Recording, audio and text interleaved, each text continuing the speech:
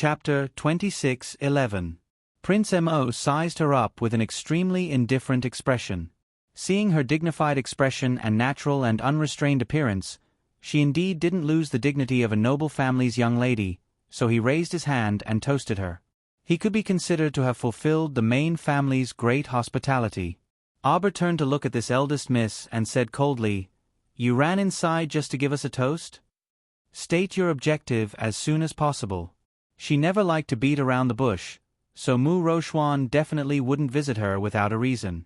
Mu Rochuan wasn't angry and merely glanced at Auber indifferently. Rochuan already knows about the Crown Princess's request to the Mu family. "You want my mother to bring me and all the womenfolk of the Mu family to Yeshing Gate to welcome you. Could it be that you want grandmother to also kneel and welcome you?" Emolien's eyes turned several degrees colder. "Eldest Miss Mu's meaning is that we can't kneel to the Crown Princess?" Mu Rochuan bit her lip, knowing that she had said the wrong thing.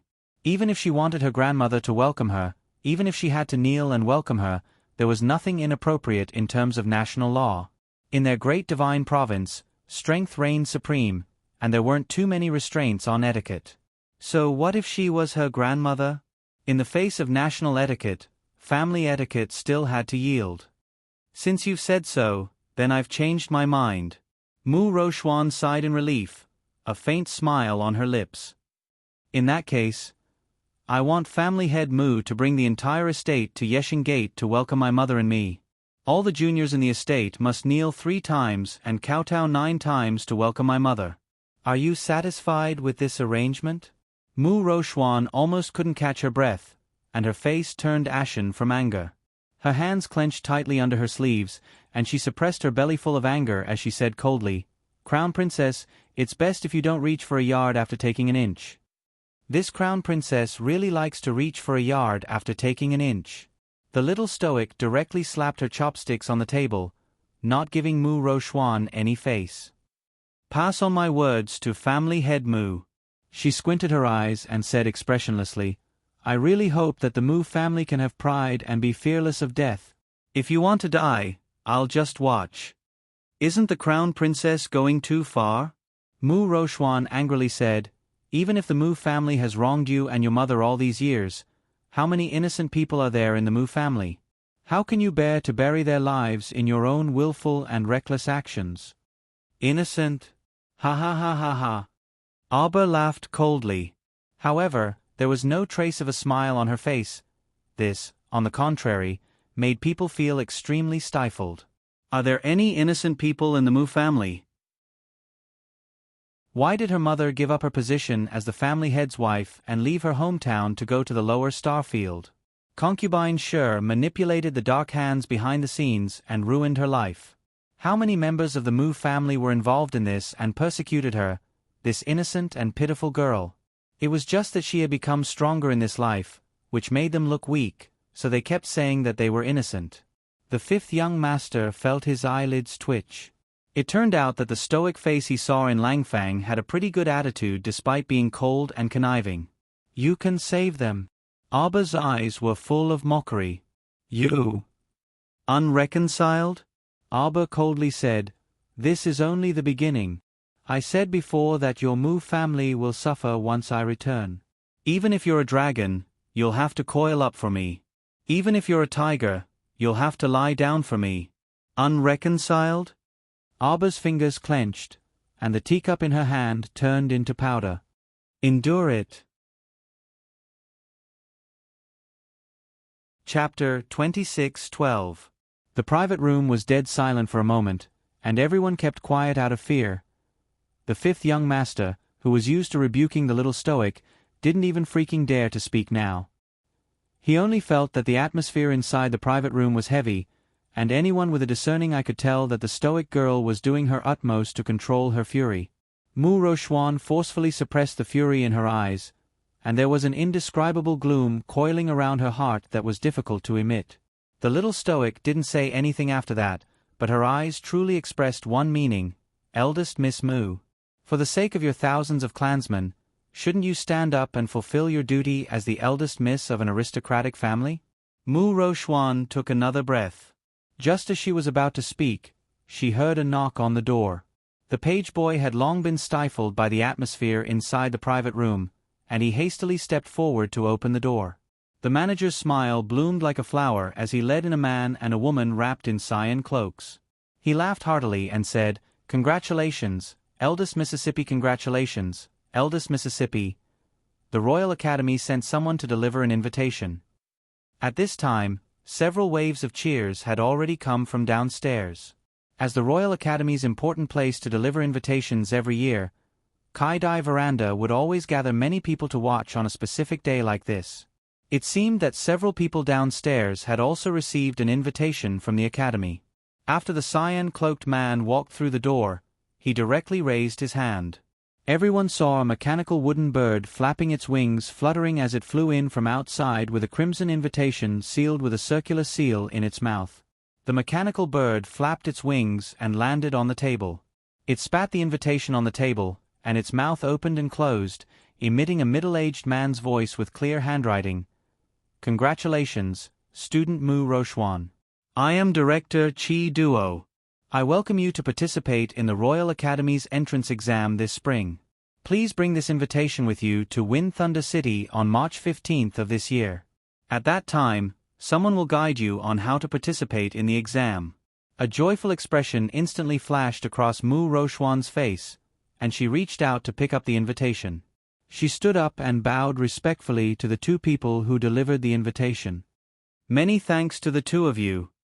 Auber's mouth twitched as he thought to himself, what kind of invitation is this talisman technique? It's obvious that the royal school isn't that great. The two men and women who had delivered the invitation letters were the teachers of the ordinary class of the royal school. Towards these students who had the potential to enter the royal school, they were naturally very courteous. Especially since these two instructors had obviously already inquired about the identities of Mo Lien, eldest Qin, and the others present here, their expressions became even more respectful. The male instructor in a green windbreaker smiled and said politely to everyone, "Divine Prefecture's Crown Prince, Qin Estate's eldest young master, fifth young master, and Mu Clan's eldest young miss.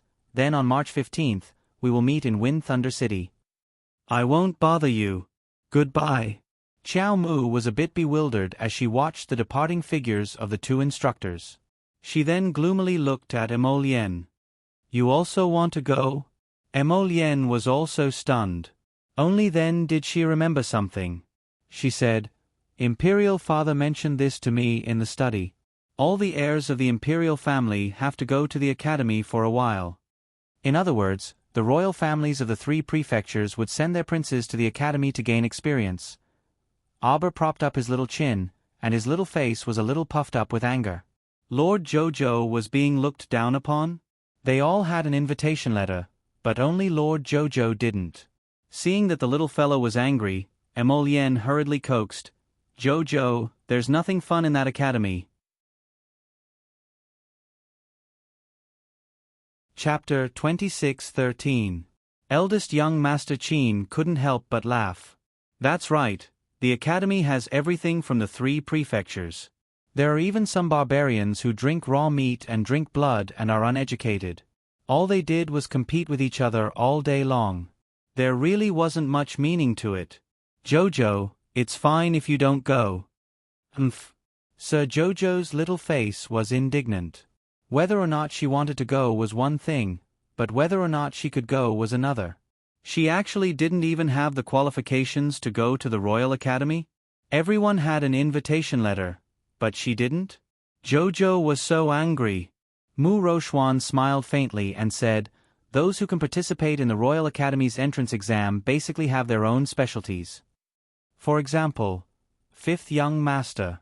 Although he doesn't have any cultivation, he's also on the list of the Academy's invitees because of his excellent Guqin skills." Mu Rochuan explained faintly, "The Royal Academy includes cultivation, weapon refinement, pill refinement, talismans, array mechanisms, dance, music, books, painting, and so on. They all have specialized subjects and only take in the top talents of the three prefectures." In other words, Sir Jojo wasn't considered a top talent? Mo Lien rubbed the little fellow's head and said with a grin, "Jojo is the best." Eldest young Master Qin nodded repeatedly and said, That makes sense. Jojo is the most talented girl I've ever seen. It's the Royal Academy's loss that they didn't send you an invitation letter. Sir Jojo nodded inwardly in deep agreement. That's right, it was the Royal Academy's loss that they didn't send her an invitation letter. Mu Rochuan was so angry that she wanted to laugh. This little girl's bad temper was caused by people's flattery, right? Mu Rochuan said very faintly, the Royal Academy has first-hand information on all the talents in the world. Even if you're in the most remote corner of the 3 prefectures and have been unknown for many years, you'll still be discovered by the Royal Academy. You don't have an invitation letter, which means that you're not recognized by the Academy. Of course. Mu Rochuan suppressed the mockery in her eyes and glanced at Arba. How could a little third-level spiritual master with no outstanding cultivation and no other abilities enter the Royal Academy's eyes? She had clearly chosen to forget about the blue storage talisman in Arba's hand. In fact, the blue storage talisman drawn by Arba had already reached a new level. Not only could it store inanimate objects, but it could also store living things. Moreover, this was a height that the members of a talisman aristocratic family would never be able to attain in their lifetimes. It's merely an invitation. Xiao Mu pursed her small mouth and harumphed. It's merely a qualification for the entrance test. It's not like he's definitely going in. But you don't even have an invitation letter. You don't even have the qualifications to take the test. Mu Rochuan originally wanted to refute indignantly, but when she saw the Crown Prince's lukewarm gaze sweep over her, she immediately became speechless. The warning in the Crown Prince's eyes was too obvious. Mu Rochuan retracted her fist. She felt a faint anger in her heart, but she couldn't explain why. Her mother had clearly told her to get along well with the little girl, but for some reason, when she saw this expressionless face, she felt a faint trace of anger. She felt that under that calm stoic face, there was an insufferably arrogant arrogance. Mu Rochuan took a deep breath and stood up. Crown Prince, 2 Zitha gentlemen, then Rochuan will also take her leave. Her heart was now completely focused on the Royal Academy's invitation letter. She planned to go back and draw a few more talismans to prepare. Chapter 26:14. Arba didn't even bat an eyelid and only said aloofly, don't forget to pass a message to family head Mu. Mu Rochuan's elated heart chilled again in a split second, and she stormed out in a huff. The little stoic was truly too hateful. She didn't even know how to describe this malicious little girl. She was indulging in the wildest fantasies. She actually wanted her father to lead a group of Mu family disciples to welcome her and her mother. Then what would she do to her mother? What would she do to the entire Mu clan's reputation? Putting aside the fact that Mu Rochuan rushed to the Mu residence in a fit of rage. Sir Jojo was eating this whatever reared vegetable series, but he felt somewhat listless. Jojo, don't worry. With your talent, if you really show your face in front of the Royal Academy, the instructors of the various Academy's special grade classes will definitely cry and yell as they fight to take you in as a student. Fifth young master silently twitched his mouth. What was going on? Why did his elder brother's style suddenly change? Although the Qin estate's eldest young master isn't much of a person, his words are especially true. That's right, Jojo, that's how it is, Emolien said with a nod. Eldest young master, what do you mean he's not much of a person? He's also very nice, all right. Sir Jojo harumphed and poked at the fried chicken in his bowl with his chopsticks. Big liar. Emolien irritably glared at the Qin estate's eldest young master. I'm calling you a liar. The Qin estate's eldest young master was instantly speechless. He swept a glance at Emolien and said, Every word I said came from the bottom of my heart, so it's absolutely true. Jojo's heart dropped. The main thing was that everyone had an invitation letter, but she didn't. Jojo, let me tell you, that Royal Academy isn't fun at all. Eldest young Master Qin slapped the table and shouted, Did you know that old Fifth tore up the invitation letter he received? He still doesn't want to go. Fifth young master was stupefied. When had he ever said that he didn't want to go? Big brother, don't you feel guilty saying this? Go. Emolien understood the little girl's feelings the best. She quickly took her little hand and comforted her. "Jojo, I'm not going either. None of us are going. There's no point in going to that lousy school. Whoever wants to go can go." Mr. Jojo looked at him listlessly. He thought for a moment and said, "Your father summoned you to the study and specifically mentioned this matter. That means you must go. I'm already 20 years old. Why should I go to college? I'm not going." Fifth young Master Qin added, "In our divine province, 20 years old is merely an infant. The top students in the royal school are all under 100 years old." Emolien and eldest young Sir Qin were both speechless. Does this person not know how to speak without stabbing a knife? The little fellow watched from the side with a pitiful expression. His entire body was shriveled up. "It's fine.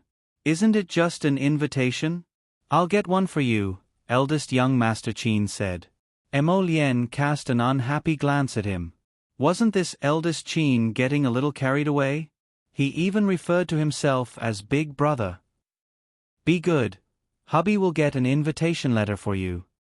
Mr. Jojo propped up his little chin and turned to look outside the window. At this very moment, at the famous gathering place of the three prefectures, Wind Thunder City, which was independent of the three prefectures, several mountain peaks enshrouded in a faint mist floated in the sky. It was the residence of Wind Thunder City's Royal Academy's principal, Yun Piaomiao. Near the evening of this day, the Royal Academy's principal welcomed an uninvited guest that he hadn't seen in a long time. When the visitor removed the large bamboo hat that was covered by a thin veil and revealed a face, Yun Piaomiao couldn't help but be stunned. Chapter 26:15. Big Brother. Yun Piaomiao's eyes were filled with excitement as he looked at his brother who had been missing for so many years without returning. "It really is your big brother. Why did you suddenly come back? Aren't you happy?" The person who came was wearing plain clothes. His expression was cold, but there was a faint smile in his eyes. "How can I not be happy?" Yun Piaomiao cried out happily. His brother had returned. How could he not be happy? No matter what other people thought, he was very happy. "Don't tell the Yun family about my return." The person reached out and patted his shoulder. The two brothers had similar eyebrows, but compared to Yun Piaomiao's leisurely and indifferent expression, this older brother seemed to be more cold. Yun Piaomiao's eyes dimmed. "Big brother, it must be hard for you to wander alone without a family to support you." That person smiled and shook his head. "It's good this way. I won't force myself to live a life I don't want to live." Sigh. Yun Piaomiao sighed. Thinking of his brother's personality, he was speechless. Although his brother was cold, when he decided on something, even if you used 800 cows to pull him, you wouldn't be able to change his mind. "All right, let's talk about other matters later." The person smiled and looked at him. He reached out his hand and said, "Principal of the Imperial School, I'm here to ask you for 8 invitation letters." Yun Piaomiao was startled. Then he laughed. "What kind of little fellows actually need you to come personally and ask me for them?" "Very interesting." That person seemed to have thought of something interesting and chuckled. "I can guarantee that your Imperial School will be very lively in the future.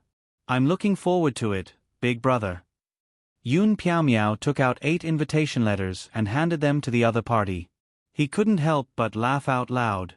On the other side, Emolien, who had eaten a tasteless meal, came out of Kai Dai Pavilion with a listless little fellow in her arms.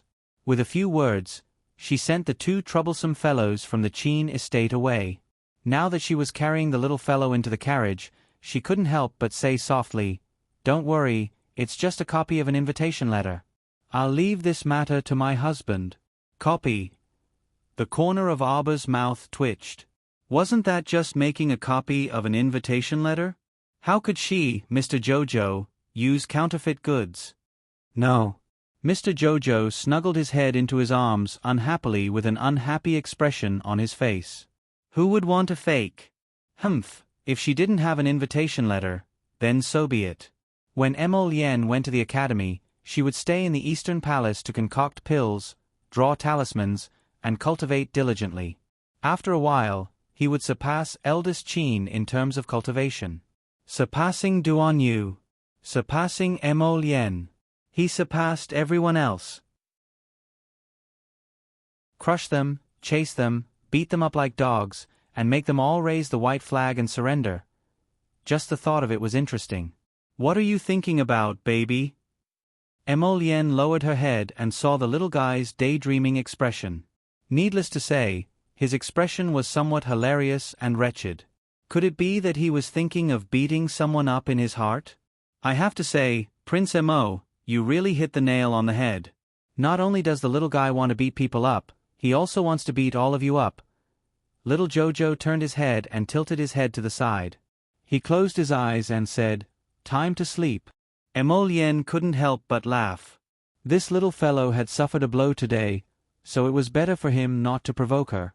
He didn't want to trigger her fuse and cause the little fellow to explode. That would be his bad luck. Lien, how long will you be gone?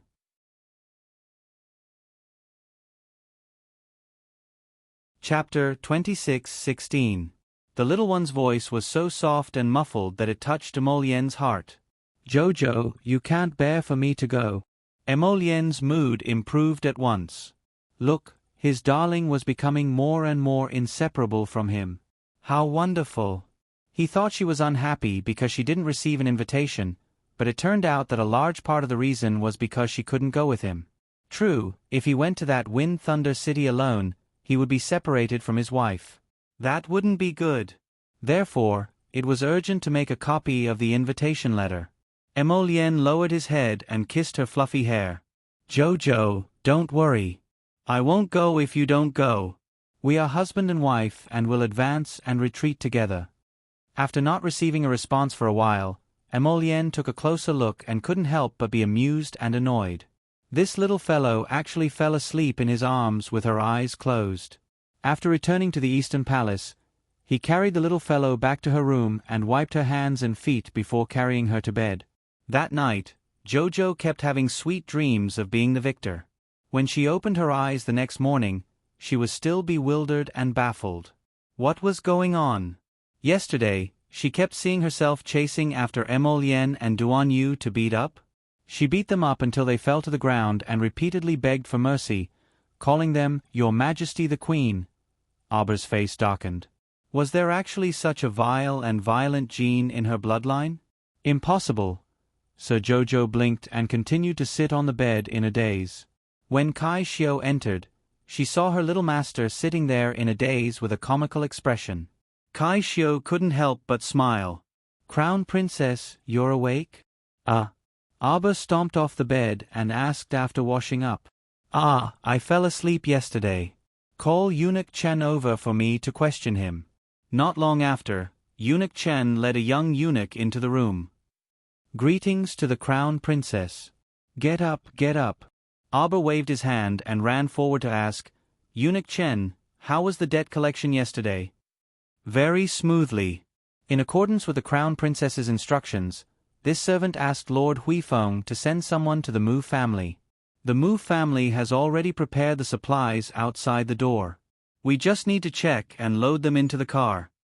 Now that the goods are at the entrance of the warehouse, the Crown Princess needs to check them." Aber shook his head. "Help me call Huifeng over." Eunuch Chen nodded and left. Soon, Huifeng walked in and bowed to Aber with a grin. "Crown Princess, what orders do you have for this humble one?" Aber looked at him and said, "Huifeng, I'll leave the goods we took from the Mu family to you. You can distribute them to your brothers." Huifeng was startled for a moment before he excitedly said, "Ah? Yes, yes, Crown Princess. Huifeng will do it immediately." Aber stretched out his hand to yawn. After watching Huifeng leave in a hurry, he said to Kai Xiu, "If anyone from the Mu family visits in the next 2 days, refuse to see them." "Yes." Mu family. Gilded garden. Mu Jingfeng stared at Mu Qingya, who was sitting next to him, with a tense expression. He sighed deeply and said, "You don't have to do this."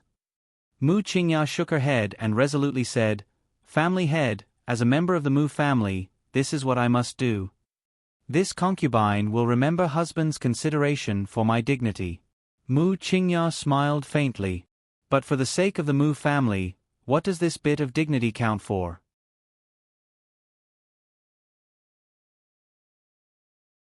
Chapter 26:17. Mu Jingfeng reached out to hold her hand. "Qingya, it's really unfair for you to do this." "It's not unfair, old master." Mu Qingya smiled faintly. "For old master, for the entire Mu family, and for the prosperity of everything, Qingya won't feel wronged at all. After sister returns, it's also possible for Qingya to step down from the position of matriarch of the household." "Don't spout nonsense."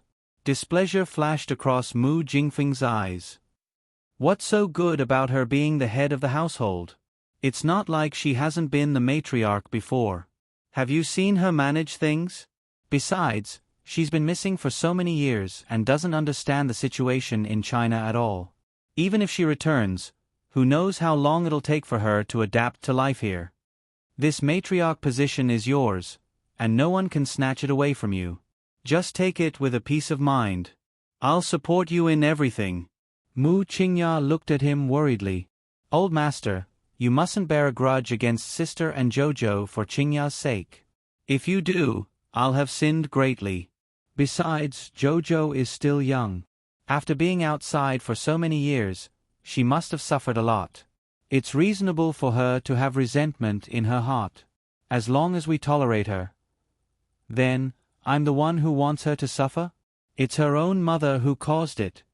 Mu Jingfeng waved his hand and interrupted Mu Qingya's words. "Don't speak up for her. I know what kind of character she and her daughter have." Mu Qingya choked. She wanted to persuade family head Mu again when she heard a report from outside.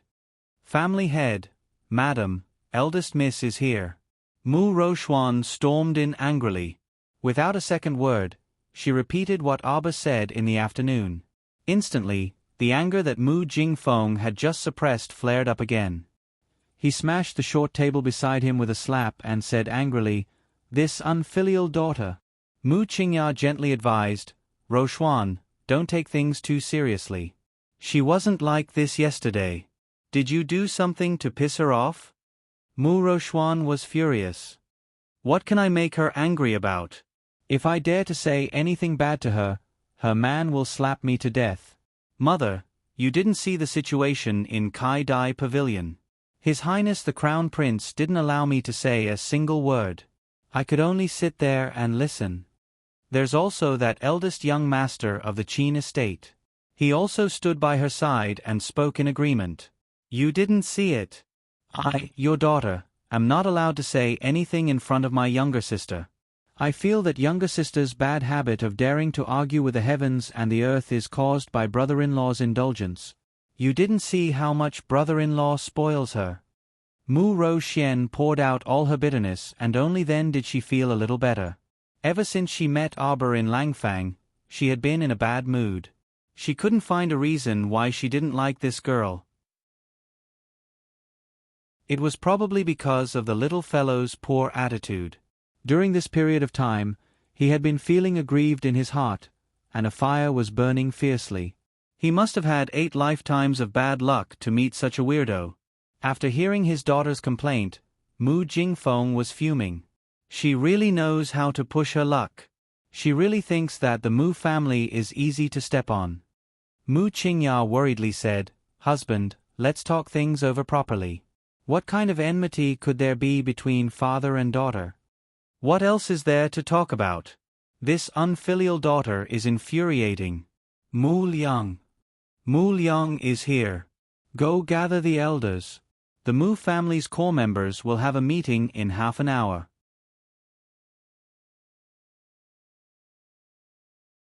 Chapter 26:18. Jingxing, Jingyuan, take the Mu family's elite disciples and make preparations. Immediately withdraw from the imperial capital in secret, Mu Jingfeng ordered coldly. Mu Jingxing and Mu Jingyuan exchanged glances. Old Fifth Mu Jingyang said indignantly, "Are we really going to withdraw? Our forces in the imperial capital can't be completely withdrawn in a few days. What else can we do? Are we really going to sit and wait for the emperor to execute our entire Mu family? Mu Jingfeng said coldly. Old Fifth Mu Jingyong's mouth was full of bitterness. Don't tell me it's true? Old Fifth, you aren't still that naive, right? Mu Jingxing glanced at him angrily. The emperor personally wrote an imperial edict. How can it be fake? Today is the 4th day. Elder Qing sighed. Tomorrow is the last day. Xingchen, take your mother and sister, as well as your cousins and the elder's heirs, and leave using the transportation talisman matrix first.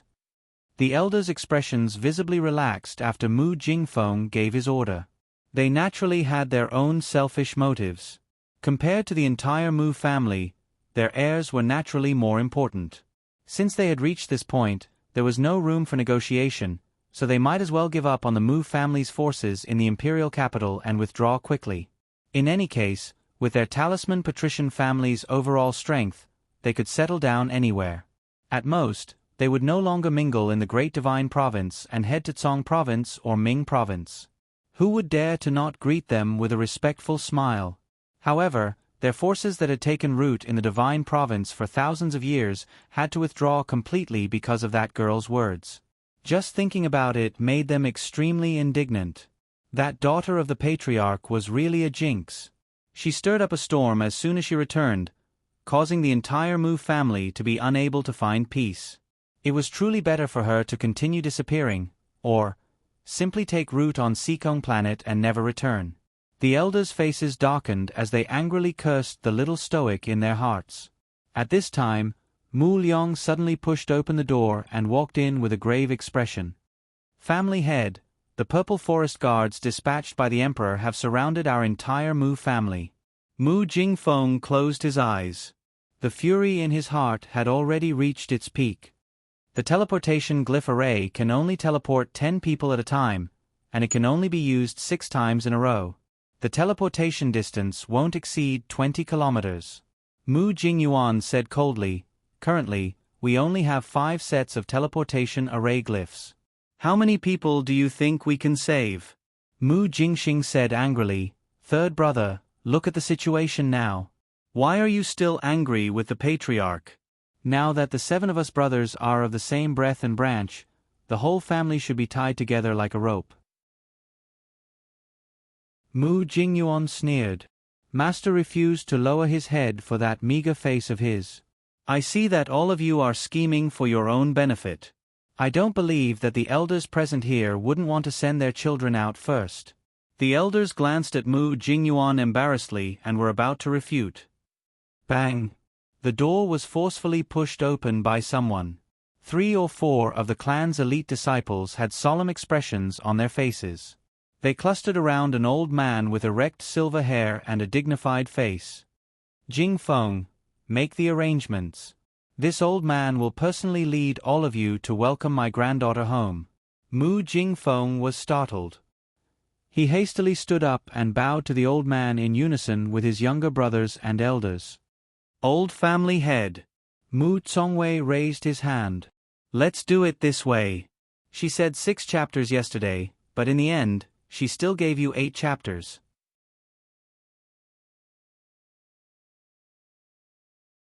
Chapter 26:19. It was close to noon. Both sides of the main road of Changal Avenue were packed with people.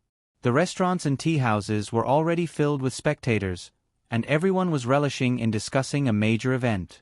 A major event that everyone in the imperial capital knew about. Chirp chirp. Chirp chirp. The voices of the crowd mingled together, forming a chaotic symphony. They're coming, they're coming. Ah, where's the procession? Hey, don't push. Why are you pushing? You can't squeeze to the front no matter how hard you push. Fong Su led a group of forest guards and directed the imperial guards to the place where the people were gathered. They blocked the 2 sides of the road and shouted, "Don't push and shove. Maintain order. I see them coming." It was unknown who shouted this, but it was as if a pot of boiling water had exploded. Everyone stretched their necks and looked towards the main road with all their might. Whoa! A large group of people was really heading toward the imperial palace in a grandiose manner. Leading them was the hale and hearty old patriarch of the Mu clan, Mu Tsang. Patriarch Mu and Madame Mu followed closely behind the old patriarch. Following them were the 6 core sons of the Mu clan and a group of elders. Thousands of Mu clan disciples followed closely behind in a grandiose manner. Following the ceremonial official's command, they all knelt down in unison. Regardless of whether they felt comfortable or not, since it was the old patriarch's command, they all respectfully kowtowed 3 times in the direction of the imperial palace. The crowd of onlookers watched as the group of Mu family juniors walked a few steps before kneeling down and respectfully kowtowing 3 times. Their eyes couldn't help but widen in shock. Whoa, this was really a grand ceremony of 3 kowtows and 9 kowtows. They were going all the way to the imperial palace to receive the crown princess. This lineup truly caused an uproar in the entire city. On the 2nd floor of Kai-Dai Pavilion, young masters and young misses from various sects and patrician families were seated in several private rooms. Second Qin was inside one of these private rooms, and his gaze was apathetic as he scanned the area below. Eldest young Sir Qin personally poured himself a cup of tea.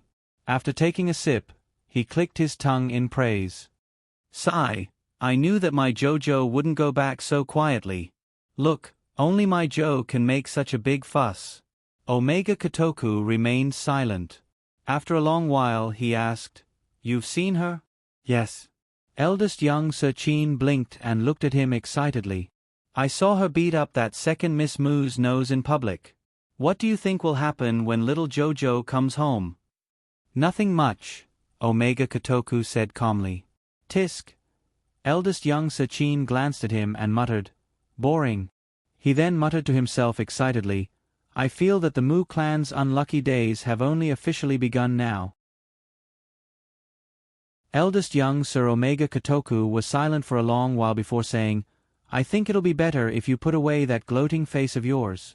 In the adjacent room, several young misses from noble families were sitting together by the window and watching the commotion below with mocking gazes.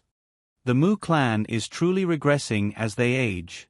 Chen Baojia couldn't help but remark coldly, Look at how they're being toyed around by a little girl. I really feel sorry for them. Isn't that so? Ji family's young miss, Ji Xiang, couldn't resist laughing out loud. They're the 6 great patrician families with such little guts. What a joke.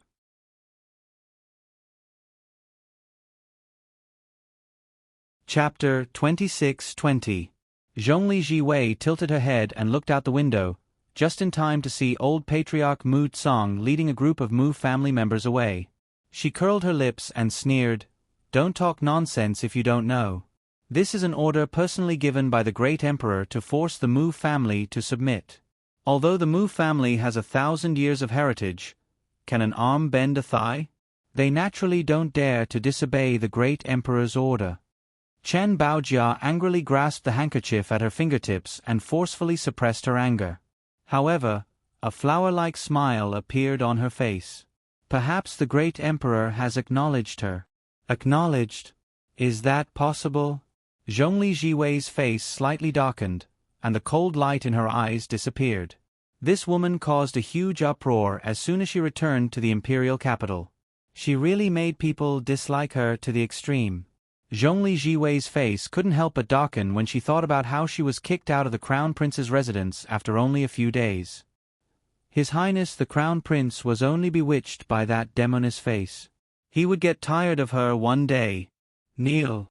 Following the ceremonial officer's command, the thousands of Mu family disciples knelt down again and kowtowed 3 times in unison.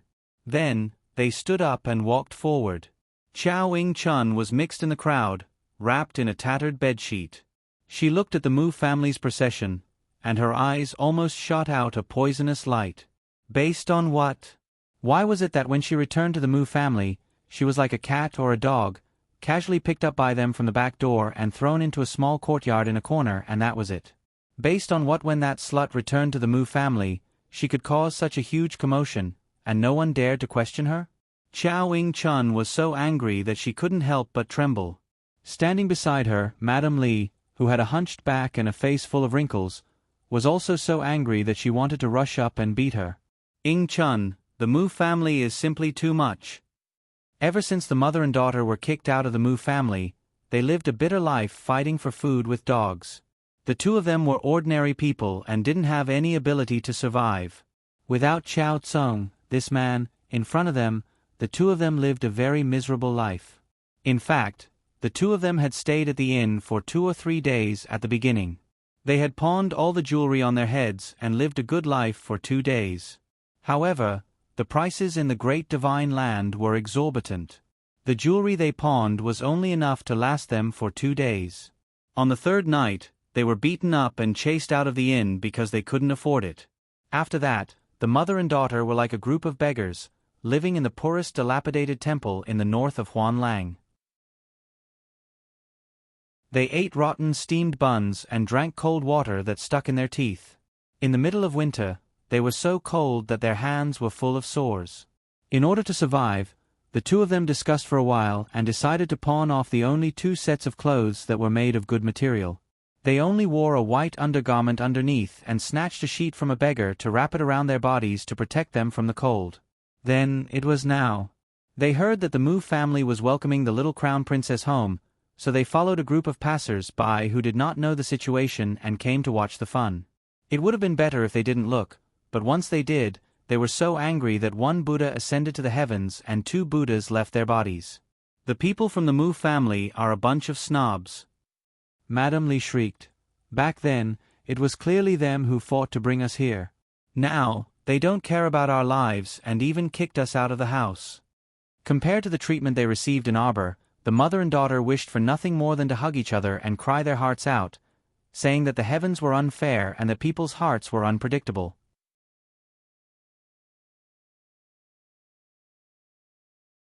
Chapter 26-21. She even fought to bring the mother and daughter here? Madame Li didn't even know how to blush when she said this. How could they not understand the purpose of Shi Huixin bringing them to the divine land? However, it was funny that both mother and daughter were self-righteous people. They were weirdos who thought and considered everything from their own vantage point. Therefore, no matter what happened, both mother and daughter would never look to themselves for the reason. In any case, everything was someone else's fault. Mom, what should we do now? Qiao Chun resentfully glared at the Mu family's departing figures and said angrily, That B*TCH stole everything from me. I won't let her off. I definitely won't let her off. Madame Li also nodded and said angrily, All right. Let's think of a way to make her forget about being the Mu family's young miss. We must disrupt her so that she can't even become the crown princess. That B*TCH wants to steal everything from me, Qiao Chun said resentfully. She should also have a taste of what it's like to have nothing. The mother and daughter swore to the heavens for a long time. Seeing that the Mu family's entourage had already passed, they sneakily retreated from the crowd. They originally wanted to head in the direction of the imperial palace, but a large palm suddenly reached out from behind and covered Qiao Chun's mouth and nose, dragging her into a slender alley at the side. Qiao Chun's eyes widened in horror, and she moaned a few times as her body was uncontrollably dragged into the alley. Her mother, Madame Li, was still cursing when she suddenly turned around upon hearing the noise. She shrieked in fright and chased into the alley while wailing, Chun.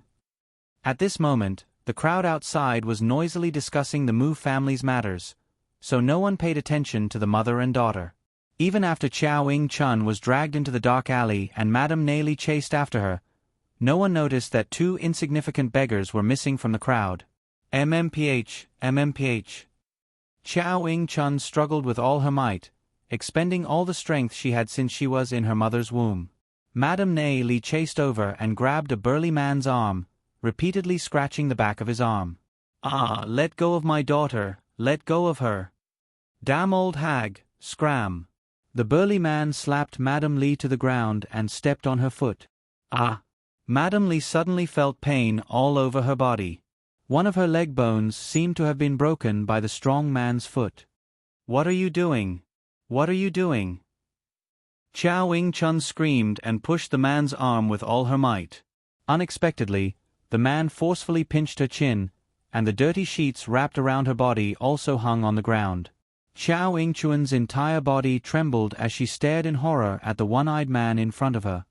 "No, no, don't come over. No, don't." Chao Yingchuan's body trembled as she repeatedly shook her head. Her eyes were filled with terror and panic, and she was practically unable to speak. The one-eyed man raised his hand to touch her face, and then muttered in disdain, "Shoddy work, I don't know if it can be sold for a good price. Let's go." "Ah, what are you doing?" "Ah." Chao Yingchuan's feet hit the ground as she was dragged into the alley. Madame Li hurriedly pulled out a wooden stick from the side and chased after her while dragging her crippled leg. She shrieked, "Let go of me, Yingchuan. Who are you? What are you doing? Old hag. Do I need to explain who I am to you?" Seeing Madame Li chase after him, the one-eyed man kicked her back.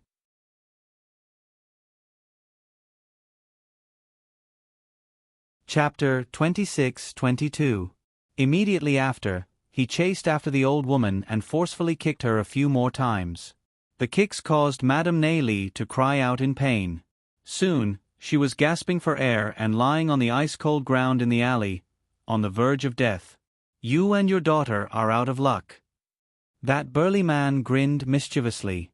"I haven't eaten a full meal for several days. Once I sell your daughter, I'll have money." What are you doing? You scoundrel, let go of me, let go of me. Pay. Who wants to scoundrel you?" That burly man's slap came down, but after some thought, he still didn't hit Chao Yingchuan's face. He directly tore off the cloth on Chao Yingchuan's shoulder. An old woman's face with black skin and rough hands. "If it weren't for the fact that I really don't have any food to eat, why would I catch you? I don't even know if the market will accept you." As the burly man grumbled, he grabbed Chao Yingchuan's hair and directly dragged her into the alley. He didn't have the slightest bit of tenderness for the fairer sex. Ah! Chao Yingchuan shrieked in horror. She hugged that man's leg and howled, Let me go, strong man, let me go. Give me 100 spirit coins, and I'll let you go, woman." Chao Yingchuan felt even more resentful and powerless. Right now, let alone 100 spirit coins, she couldn't even find 1 spirit coin on her. "You don't have any spirit coins? You don't have any spirit coins, yet you dare to babble nonsense to me." That burly man mercilessly grabbed her hair and pulled her scalp, dragging her inside like he was grabbing a little chick. Chao Yingchuan shrieked, Mother, save me. Why are you lying there? Mother. Let go. Mother. You old bastard, why don't you move? What are you doing? Are you just going to watch as your daughter is being sold? Useless thing. Trash. All of you are trash. Chao Yingchuan went from disappointment to despair, and then to vicious roars that filled the sky. How would she know that her mother, Madame Li, had been kicked to the ground by the burly man? Her limbs were all broken and she was lying on the cold ground, unable to get up. This small alley that led to the Jade Tripod Market was only bustling with activity at night, and the flowers were red and the willows were green. At this moment, it was broad daylight. Naturally, very few people came over. Therefore, it wasn't until late at night that the night watchman discovered in horror that someone had died in this small alley. By the time they found Madame Li, she was already lying on the ground with her eyes wide open. She had been frozen to death. This was all for later. At this moment, Chao Yingchuan was kicking and punching that burly man with all her might while cursing her old mother for not being strong enough. She was dragged all the way through the Jade Tripod Market's entrance by someone by the scalp. The rows of red lanterns at the entrance of the Jade Tripod Market were naturally dark. The door was tightly shut. The brawny man walked to a small door at the side and knocked on the door with force. The small door quickly opened, and a hunchbacked old man came out to greet him. He glanced at him and couldn't hide his disgust as he said, "Wang Ba, why are you here again? Didn't our Yin Yang already warn you not to come here? Hey, old man Li, don't block my path to wealth. Scram to the side." I naturally came here today to deliver goods for Yin Yang. Ah, let go, let go. The hunchbacked old man called Old Man Li swept a mocking glance at Wang Ba. Heh, you brat, who knows where you caught this unmarried maiden again?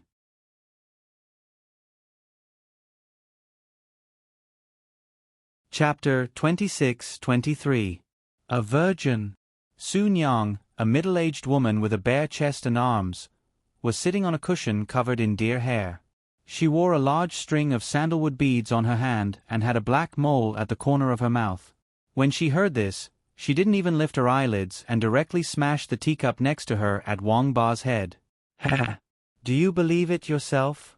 Wang Ba, I think you're becoming more and more unfashionable. Do you think my jade tripod market takes in all kinds of goods? Look at this woman. She doesn't have a figure or a face. Most importantly, why did you bring a normal person to my place? Wang Ba smiled apologetically and said, Big Sister E, do you think you can give me a few dozen spirit coins? Ah, just treat it as my traveling expenses. If you don't like her, you can also make her a servant girl who cooks fires and washes feet. Bah! Yin Yang almost spat on Wang Ba's face. I want such a good-for-nothing to be a servant girl who cooks fires and washes feet? Do you really think this old lady is stupid? Scram, scram, scram. Hurry and drag this good-for-nothing away. My guests here won't take a fancy to this kind of trash. Even if you give her away for free, they won't want her. What they wanted was a cultivation furnace. Of course, fair skin and beautiful looks were the most important conditions. Who would fancy such a dark and swarthy girl who looked like a country bumpkin? Ah, Big Sister E, please be kind and give me some traveling expenses. Wang Ba shamelessly kicked Xiao Ying Chun and scolded, Hurry and scram over there and serve Big Sister E well. Scram, scram, scram. Yin Yang was annoyed by Wang Ba and turned around to shout at the old man with the mop, Old Li, what are you doing? Next time, you're not allowed to let this scoundrel in again. Yes, yes, yes. Old Li was also muttering in his heart after being scolded and glared angrily at Wang Ba. All right, just treat it as this old lady being unlucky and sending you off with a good deed every day. Give him 10 spirit coins. Big Sister E, can I call you mother? How can 10 spirit coins be enough? 20 spirit coins and I'll leave immediately. Wang Ba looked at Yin Yang shamelessly and laughed. Yin Yang looked at him and felt annoyed. She quickly asked someone to take out 20 spirit coins and sent him away. From beginning to end, Xiao Ying Chun had been curled up in a corner, not daring to move at all. Seeing that the burly man was about to turn around and leave her here, she hurriedly followed after him. Wang Ba turned around and kicked her, saying angrily, Useless thing. Don't follow me, do you think I have to waste food to feed you? After saying that, he tossed Xiao Ying Chun aside and left without looking back. Xiao Ying Chun was so angry that her entire body was trembling. Her entire body was paralyzed on the ground as she turned her head to look at Yin Yang in horror. However, Yin Yang curled her lips in disdain and said, Tesfe, this kind of trash. If she were to be sold as a side dish for the customers, I'm afraid the customers wouldn't even like her. Raising her is also a waste of food. Drag her out and bury her as fertilizer. Xiao Ying Chun was completely stupefied. She lay limply on the ground. When she saw the 2 shop assistants from Jade Tripod Market seriously coming over to pull her away, she knew they were serious. She hastily shrieked and let out a cry before her death. No, don't use me as fertilizer. I can use it, I can. Xiao Ying Chun didn't know where she got the strength from, but she shoved the 2 shop assistants aside and scrambled over to Yin Yang. She shrieked, Yin Yang, I know there's a good one. I have a good one in my hands.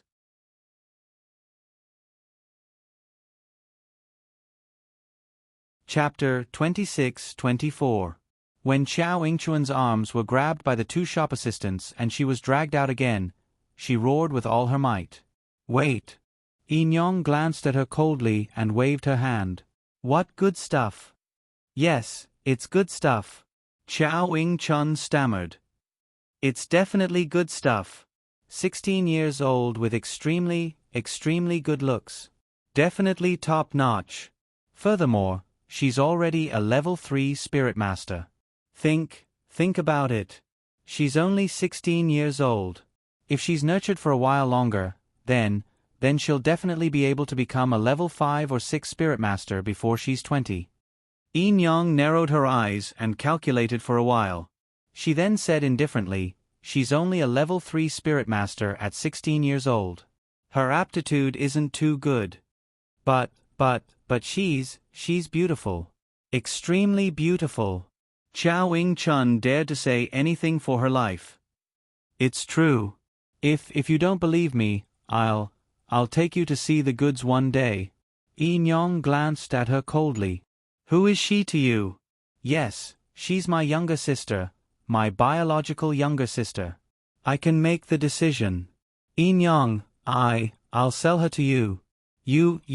I beg you to let me go, okay? Ha ha ha. Yin Yang couldn't help but laugh. You're really funny. Is this how you sell your biological younger sister? A trace of viciousness flashed through Chow Wing-chun's eyes, but she still said, Yin Yang is such an important person.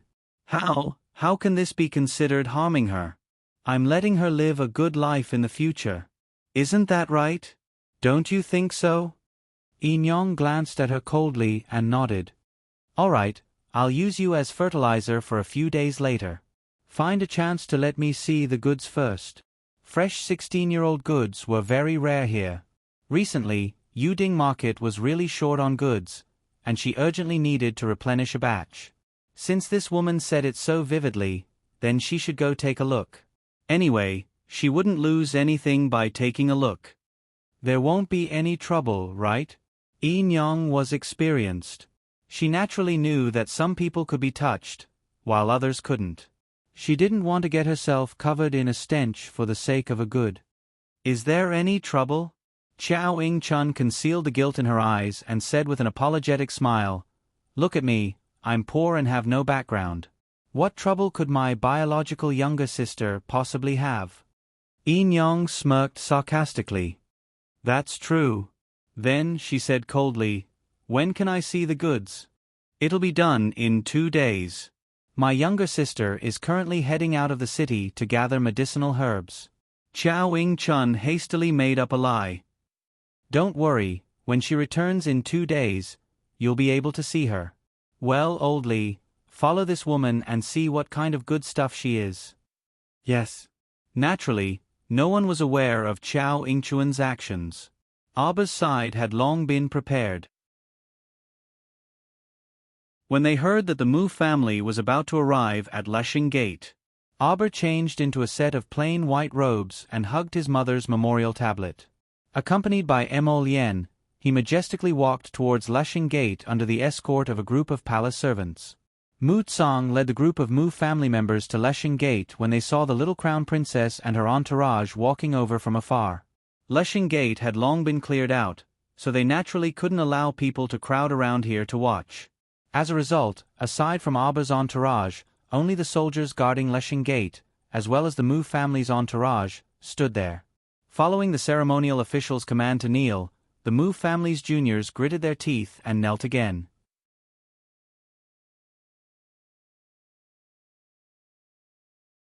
Chapter 26-25. From afar, Mu Tsang and the rest saw a graceful and slender young lady. Her face was cold and exquisite, and her eyes were as deep as ice and snow. Dressed in white, she expressionlessly walked toward them with a memorial tablet in her arms. Everyone's gazes involuntarily froze. Mu Jingfeng, who was standing behind Mu Tsang, was even more stunned. He stood there in a daze as he stared somewhat absent-mindedly at the young lady dressed in white. In a split second, time seemed to have stunned that old time. The mountains and rivers seemed to have blossomed into the most enchanting beauty under the young lady's feet. Mu Jingfeng seemed to be able to see the woman in the bright red dress slowly walking toward him through this icy figure. His internal organs seemed to have been tightly gripped in an instant, and they were all tightly clenched together. She died. Old Master Mu was also completely stunned. His gaze turned sluggishly to Mu Jingrui behind him. Mu Jingrui was also in a daze for quite a while. When his gaze met Old Master Mu's, he was completely stupefied. No, he had always thought that his sister-in-law had only gone missing. It should be said that all the information the Mu family had gathered was that Long Chuyun had miraculously disappeared after giving birth. How did Jojo find out that her mother was already dead? Mu Jingrui had investigated for a long time and sorted out a series of clues before setting the tracking direction on Seekong Planet. Before this, who would have known that the dignified matriarch of the Mu family would run to such a remote and desolate lower star domain like Seekong Planet? When they first met, Jojo asked him about her birth mother's name. He didn't say it because he felt that he didn't know where to start. What should he say? Say that your mother was originally the madam of our family and that you had a lot of good days ahead of you. Say that the reason you ended up on Seekong Planet was all your mother's doing. Say that after your mother gave birth to you, she threw you to your adoptive parents and irresponsibly went missing. How could he, as an uncle, say these words? How could he bear to say them? But now, Mu Jingrui stared speechlessly at the young lady before him. Her cold expression was as cold as ice and frost, chilling to the bone. There wasn't the slightest bit of tenderness or warmth in her pitch-black eyes. There was only the glint and shadow of a sword, indifferent and emotionless. Kneel! The ceremonial official shouted again. All of the Mu family's juniors, gnashing their teeth, lowered their heads and kneeled. He kowtowed again and again. Mu Ruyan and Mu Royun's fingernails unknowingly pierced into their palms. This kind of stifling depression was too stifling. On what basis? Why did they have to kneel in front of this woman and look at her cold eyes as she looked at them from above? On what basis?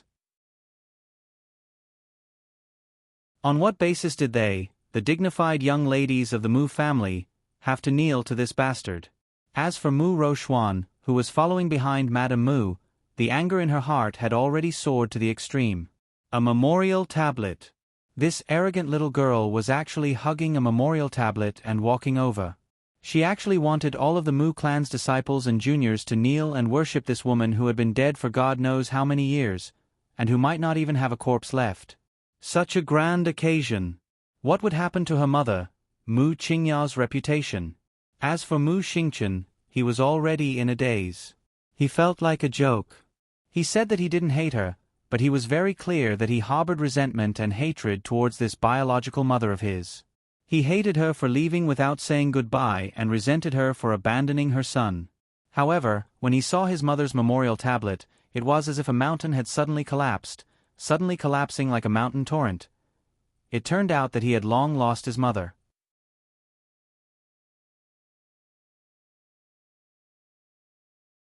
Chapter 26:26. Old Master Mu takes a deep breath and is about to speak. Suddenly, a Mu clan disciple rushed out of the crowd and harumphed righteously. Mu clan disciple, Mu Da. I challenge you. That young man pointed at Arbor, who was hugging the memorial tablet, and coldly said, Let me see what qualifications you have to make us Mu clan disciples kneel to you and that slut of a mother. In the blink of an eye, a swift and fierce white figure whizzed in front of that fool like a streak of cold light. Mu Jingxing was alarmed, and he abruptly jumped up and shouted, Deh! Boom! That young man was slapped by the back of his head, and his entire body was pressed to the ground with his head facing down. He fiercely smashed into the ground with a bang and prostrated himself before kowtowing. The surroundings were dead silent. Everyone stared dumbfoundedly at this scene. The little girl's sudden burst of speed and strength simply shocked everyone. Where are the Crown Princess's personal guards? A stern rebuke rang out. Huifeng led a group of black-clothed youths to Arbor's side and knelt on one knee as they called out in unison, Present. Kill him. Huifeng and the others drew their swords in unison and slashed at the young man on the ground without a word. No, don't. Mu Jingxing's pupils contracted, and he hastily shouted to stop them. You can't kill him, he's your cousin. Mystic energy was attached to the long swords, and there were 7 to 8 strands of power that uniformly rushed at the young man on the ground. Hold on. Elder Mu's pupils contracted, and he hastily summoned a fire spirit and tossed it above Mu De with a whoosh to help him resist the attacks of Hui Feng and the others. In the blink of an eye, Alba took out his ferrule and slapped it down. It ruthlessly landed on Mu De's left arm. Crack! Accompanied by the sound of bones shattering, the pupils of everyone present shrunk. Ruthless. Vicious. This was the first impression everyone in the Mu clan had of the young crown princess. Ah! Mu De rolled on the ground. His eyes flashed with anger. He subconsciously stretched out his hand to summon a long sword from his mind. Cut it! Alba roared and ordered expressionlessly. The fleeting swan dagger jumped out with a whoosh and fiercely collided with Muld's sword with a thunderous momentum. By the waist. Cut off. The entire long sword had no power to resist and was directly cut into two at the waist. All of the Mu family's disciples gasped. He could only watch helplessly as Mu De's consciousness was damaged and he spat out blood. This was his second impression of the little crown princess. Cold-blooded. Berserk. Alba made a prompt decision to pursue and attack. He immediately flew up and arrived in front of Muld again. Then, he smashed his ferrule towards Muld's head. Junior, you dare! Mu Jingxing's eyes widened. Just as he was about to rush forward, Grandpa Mu stopped him. Grandpa Mu sighed. He only lightly flicked his sleeve and stabilized the little fellow's ferrule. Emolyen's eyes turned cold. She flashed to Alba's side and coldly looked at Grandpa Mu. Grandpa, it's best if you don't interfere in this matter. Otherwise, this crown prince will make your whole family suffer. Grandpa Mu sighed again. I'm old. I can't bear to see the juniors killing each other in front of me. Jojo, for Grandpa's sake, can you spare him this time? Compensation. Grandpa will compensate you. Emolyen silently lowered her eyes. Grandpa Mu seemed to have investigated his Jojo quite a bit. The 8th watch ended.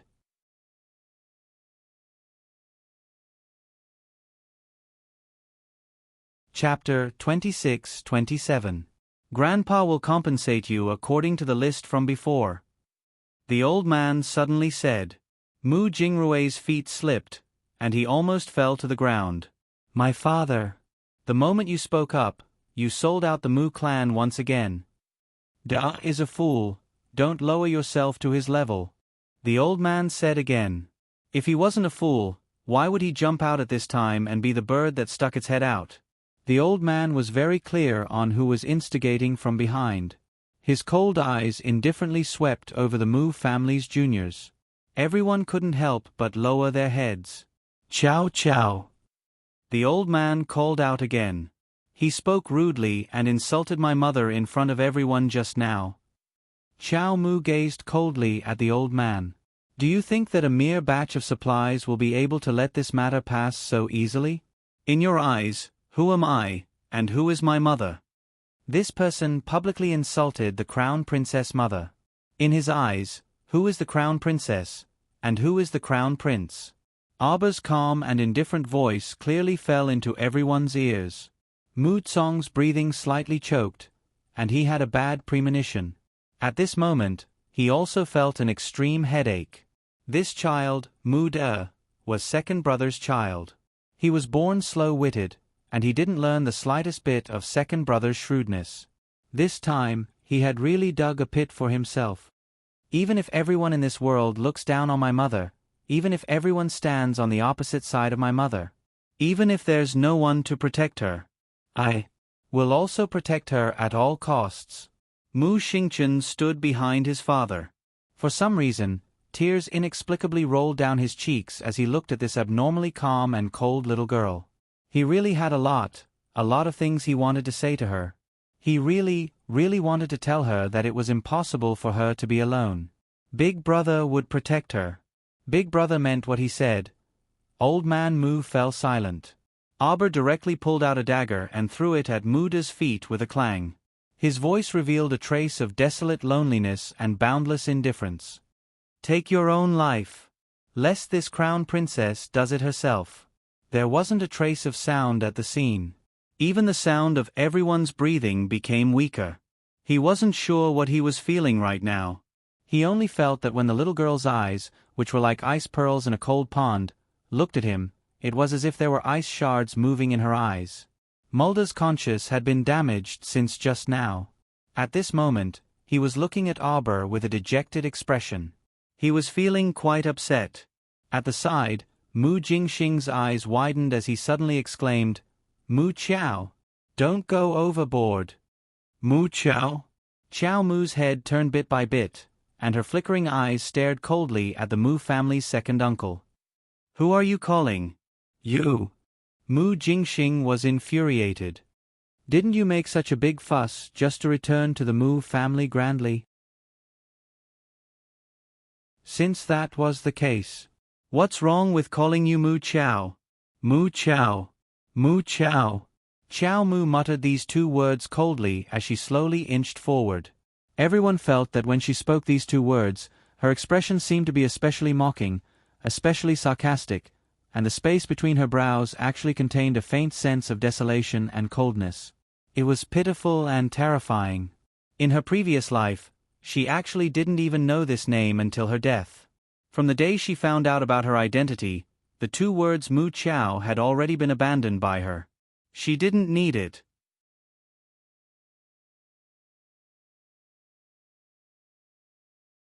Chapter 26-28. She didn't return to the Mu residence this time because she wished so much to go back and regain that ridiculous kinship and kindness. It was because she wanted to go back and find out the truth. She couldn't let her mother die without knowing the truth. She couldn't let herself die without knowing the truth in her previous life. She wanted to peel away the layers of fog in front of her and find the most primitive truth. So, Mu Qiao? These two words had long been discarded by her. Her surname was Qiao. As long as her surname was Qiao, her surname would be Qiao for life. Ha ha ha ha ha ha ha ha. How ironic. In her previous life, when she was alone and helpless and struggling on the verge of death, she wanted so much to have a family and a strong backing that could protect her warmly. The little girl suddenly threw her head back and laughed out loud. Her laughter was cold and sarcastic. But now, she already had Lien. She had a sect, a master, an adoptive father and mother, and a younger brother and sister. She really didn't need anything else. She hugged Long Chuyun's memorial tablet and slowly walked forward. Like a wisp of flowing cloud, it also seemed like a thin piece of snow crystal. Just like this, it was empty and unhurried. Sorrow and coldness gently brushed past everyone's hearts. Jojo was very unhappy. Emolien's heart twisted tightly as if it was being scratched by a cat. His footsteps moved slightly, and his eyes darkened. For a moment, he just wanted to pounce over and hug this little girl tightly to comfort her. However, he still managed to control himself. He firmly suppressed the desire to embrace her. "Jojo." Old Master Mu's heart trembled slightly, and he softly called out to her. "Erda was insensible and insulted your mother. He was wrong, but he didn't deserve to die. Can you spare his life?" "Father," Mu Jingxing angrily said, "Erda merely scolded her out of spite. How did it escalate to the level of life and death?" "Shut up." Old Master Mu angrily glared at Mu Jingxing, who was causing trouble, and continued, "Jojo, Grandpa is willing to compensate you double. And I'll make Erda kneel in the ancestral hall for a month until you forgive him." Qiao Mu coldly turned around and gazed at Old Master Mu with a bone-chilling gaze. She expressionlessly declared, "I will never forgive him. It doesn't matter if he didn't mean what he said, or if he was brainlessly ordered by someone else. Since he dared to insult my mother in broad daylight, he must pay the price in blood. From the day I walked out of hell, I told myself, in this lifetime, no one can climb on top of Arba's head and behave atrociously. No one can make me smile and forgive him after slapping me in the face. You can't. Not even your whole family. I swore to Deng Hua that as long as I want to protect someone, even if all the gods and Buddhas are my enemies, I will not flinch. I'll kill whoever blocks my way." The entire area in front of Leshang Gate was completely silent.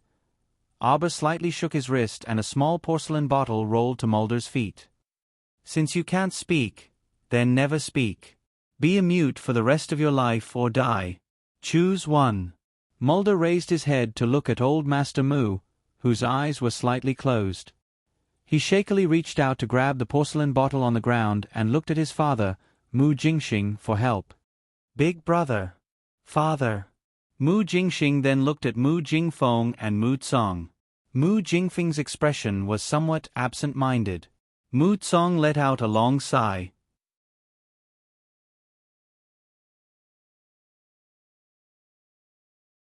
Chapter 26-29.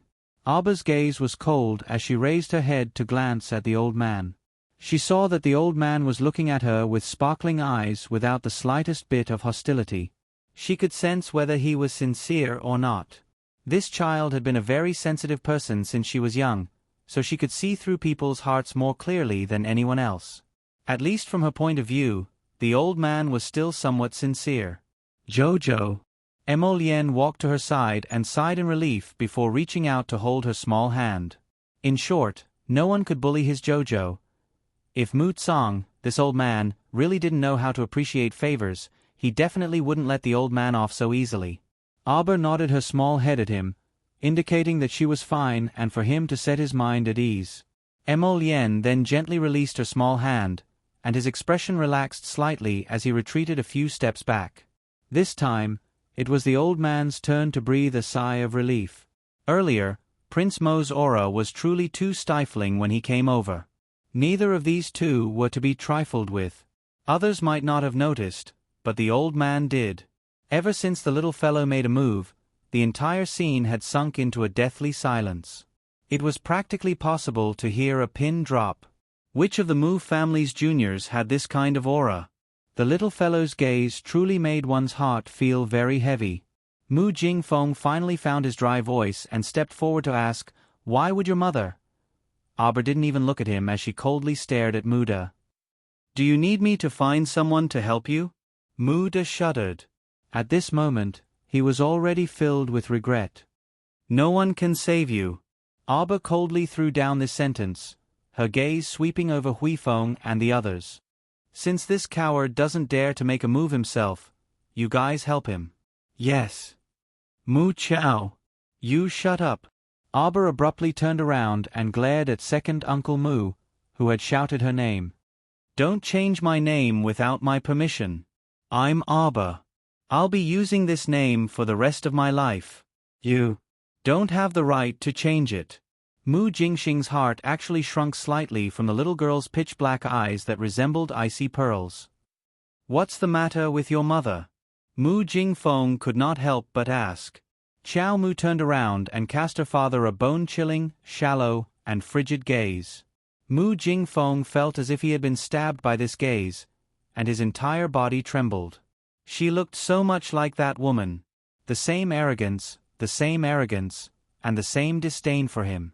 The anger in his chest suddenly seemed to explode as it surged up violently. "Aba, what's with that look? Did you not hear what I asked you?" "Master." Mu Qingya's eyelids twitched, and she hurriedly reached out to grab Mu Jingfeng's arm. She tugged hard and whispered, "What are you doing? What a hypocrite." Aba coldly spat out a few words, a trace of disdain in his eyes, and ordered, "Let him eat." Without another word, Huifeng and the others grabbed Muda's arm and forced him to swallow the pill in the bottle.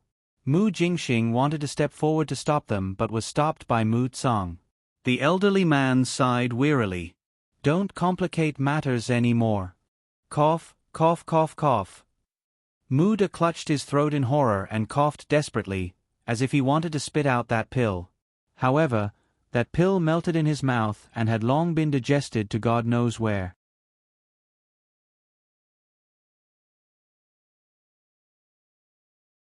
Chapter 26-30. Muda opened his mouth but suddenly realized that he had lost his voice.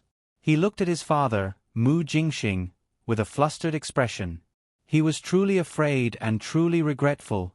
If he had known earlier that the little fiend's methods were so vicious, he would not have stood out in front of the Mu family's children and acted as the bird that stood out. He wanted to suppress the little lady's spirit, but unexpectedly, he was suppressed to the point that he could not breathe. Mu Jingfeng stood at the side. He was so angered by the little lady's words that he could not breathe properly. His emotions were on a roller coaster ride. Arbor directly hugged Long Chiyun's memorial tablet and quickened his footsteps toward the Mu family's residence. Mu Jingfeng followed a few steps behind and angrily roared, "You unfilial daughter, stop right there. Speak. Why did she die?" Arbor abruptly turned around and mockingly stared at Mu Jingfeng. "Why did she die? You don't know? Since you don't know, then don't ever know in this lifetime." Mu Jingfeng's heart was stifled. His stifled emotions nearly caused him to be unable to breathe smoothly. "You've already retreated from her life long ago. You don't have the right to know anything about her. You." Mu Jingfeng angrily glared at him. "I don't need your fake affection and concern. Give your fake feelings to those who need them." Arbor abruptly raised his voice and angrily roared, drowning out the words that Mu Jingfeng wanted to say. That pair of pitch-black eyes coldly stared at him, and his voice was so cold and emotionless that it seemed to have been fished out from the other side of the Yellow Springs. "As a husband, you can't even protect your own wife. As a father, you haven't fulfilled the slightest bit of a father's duty. As a man, you can't even protect a woman. As the head of the Mu family, a 1,000-year-old family, you don't even know when and where your wife died? Why did she die, or who killed her, you don't even know. What right do you have to question me? What right do you have to stand here and shout at me? You're so laughable.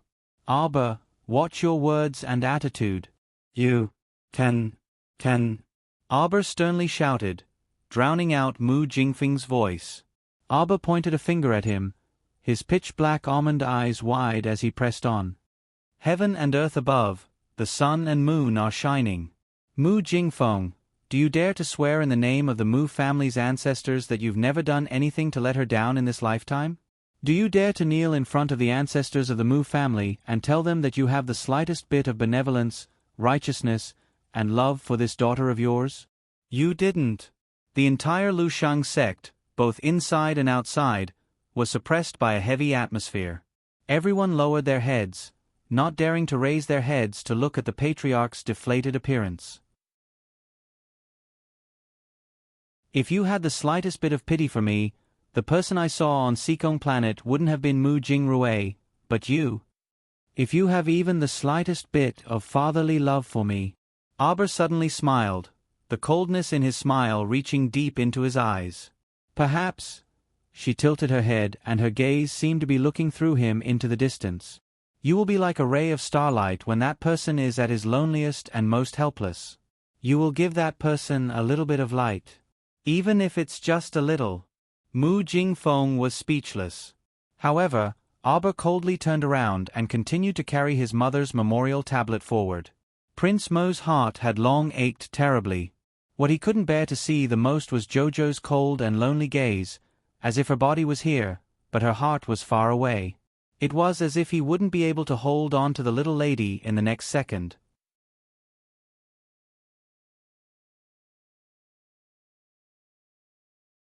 Chapter 26:31. Emolien floated to Arbor's side and reached out to hold her small hand, wrapping it in a warm embrace. "Jojo, I'll go back with you. We'll face it together, no matter what." Arbor retracted her misty gaze and glanced back at him. The corners of her lips curled up as she tried her best to give him a smile. Emolien's heart ached as he watched. He held her small hand tightly and said softly, "You don't have to force yourself. No matter if you laugh or cry, I'll accept all of your emotions. What I want to see is the real Jojo. Don't force a smile in front of me. I won't bear to." Prince Mo reached out to gently caress her small face. Arbor blinked and nodded. Prince Mo reached out to take the memorial tablet in her arms and said softly, "Count me in as the one protecting our mother. Mother, thank you for giving birth to Jojo. Thank you for bestowing me with such a good Jojo. No matter what happens in the past, present, or future, I'll always be by Jojo's side to take care of her, protect her, and accompany her. I'll never leave her. Mother, you can rest assured. Aba glanced at him and looked at the man beside her who was as graceful as a startled swan. He held his mother's memorial tablet and muttered something as he walked.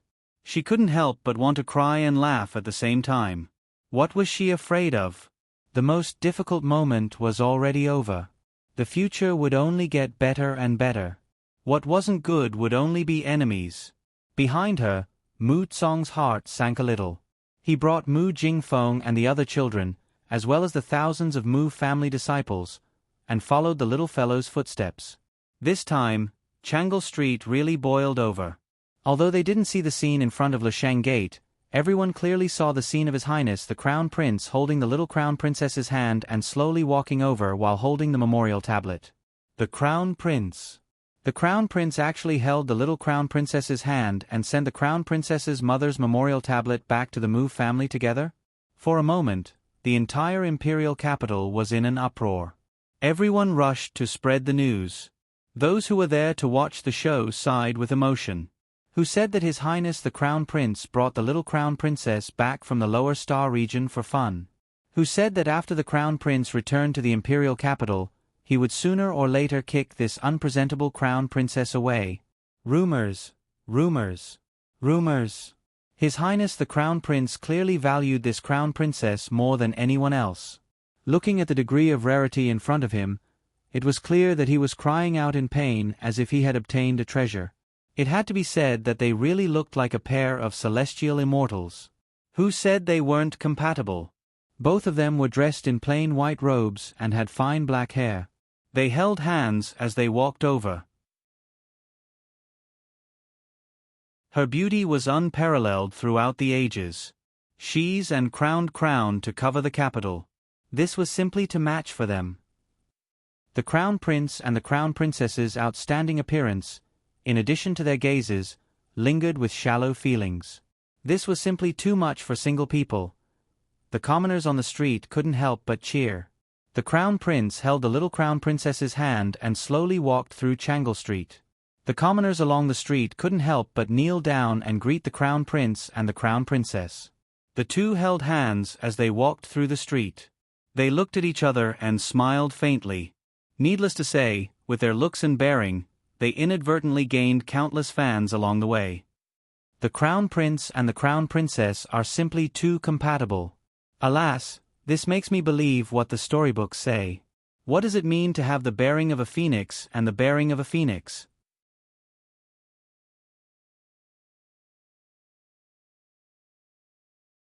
Chapter 26:32. Wherever the two of them passed, words like this could be heard endlessly. Prince Mo was very happy to hear it. Like he said, the commoners had good taste. He was the most compatible with Jojo, the most compatible. In a private room on the second floor of Kai Dai Pavilion, a pair of dark green eyes were coldly looking at the two people passing by on Changle Street. He just coldly and silently looked at them. Even though he did not show his emotions, the fingers holding the teacup were tightly curled. In front of Qin Xian's eyes, there seemed to be a dim yellow painting that flashed by. He saw the little person in the painting dressed in red being led out by the matron of honor.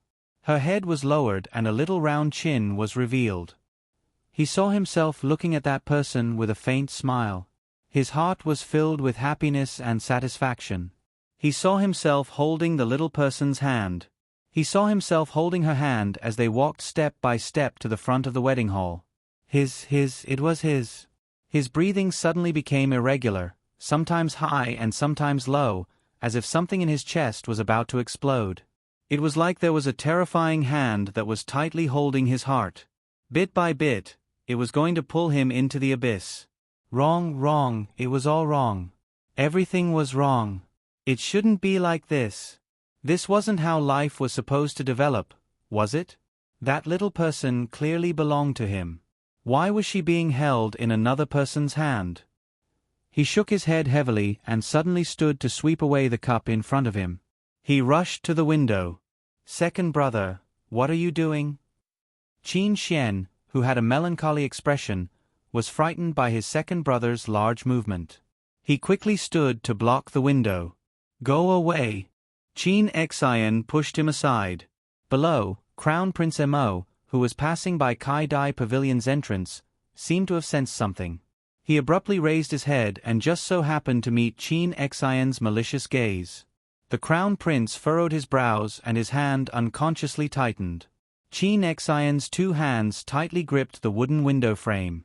His eyes seemed to shoot out sharp arrows and poisonous light. He wanted to kill him. He wanted to kill him. Kill this person and take back everything that belonged to him. Let everything return to the right track. Abba was about to look up when the Crown Prince suddenly grabbed his hand. He didn't even have time to look up before the Crown Prince dragged him past Kai Dai brothel. Prince, there's no need to look at unrelated people. Qin Xian's fingers turned white as she gripped the window frame tightly. She could hear the raging anger in her heart. The pain in his heart was unbearable, as if it had exploded. He didn't know what was going on, but it seemed like a strange memory would surface every once in a while. Every time she saw Jojo, as long as she saw Jojo, there would always be some memories that didn't belong to her, yet seemed to belong to her, silently floating to the surface. Jojo, Jojo, Jojo, who are you? What is my relationship with you? Qin Xian carefully waved his hand in front of him. Second brother, what's wrong? When we were on Seikong planet, didn't you already know that little Jojo was married? Qin Xian said regretfully, the little girl is very good, but she already has feelings for someone else. You shouldn't pester her anymore. Qin Xian glanced at him coldly. This part of your life is wrong. Qin Xian felt that there was an abnormal light flowing in his second brother's eyes when he said this. He gave off a somewhat sinister and scary feeling.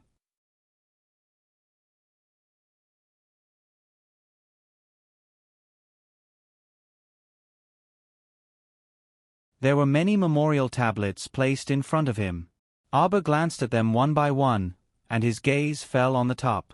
The name of the memorial tablet in the middle was Mu Chaoyang. This should be an ancestor-level figure of the Mu family. Abba also put his mother's memorial tablet on it, took out a clean white cloth from his inner world, and carefully wiped it. Mother, she muttered to herself, I will seek justice for you and help you find out the truth. I will take back the pride that belongs to you. Don't worry. My daughter will not lose. She placed her mother's memorial tablet properly, then kneeled down and respectfully kowtowed 3 times. Only then did she get up from the ground. Her back was ramrod straight, and she walked step by step to the door. She reached out and pulled open the heavy ancestral hall door.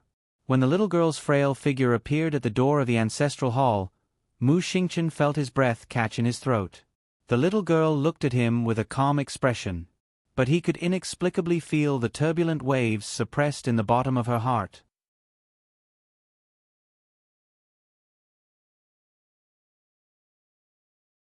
Chapter 26:34. Mu Xingchen was also feeling extremely stifled right now. He really wanted to run up and comfort this young lady. But in the end, he felt that his words of comfort were simply pale and powerless. Mu Jingfeng's expression was completely taut. His daughter's questioning in front of Lushang's door earlier had caused him to lose all face, and a raging fury had also surfaced in his heart. The young lady before him was truly his daughter. She could still make him so angry that his insides burned.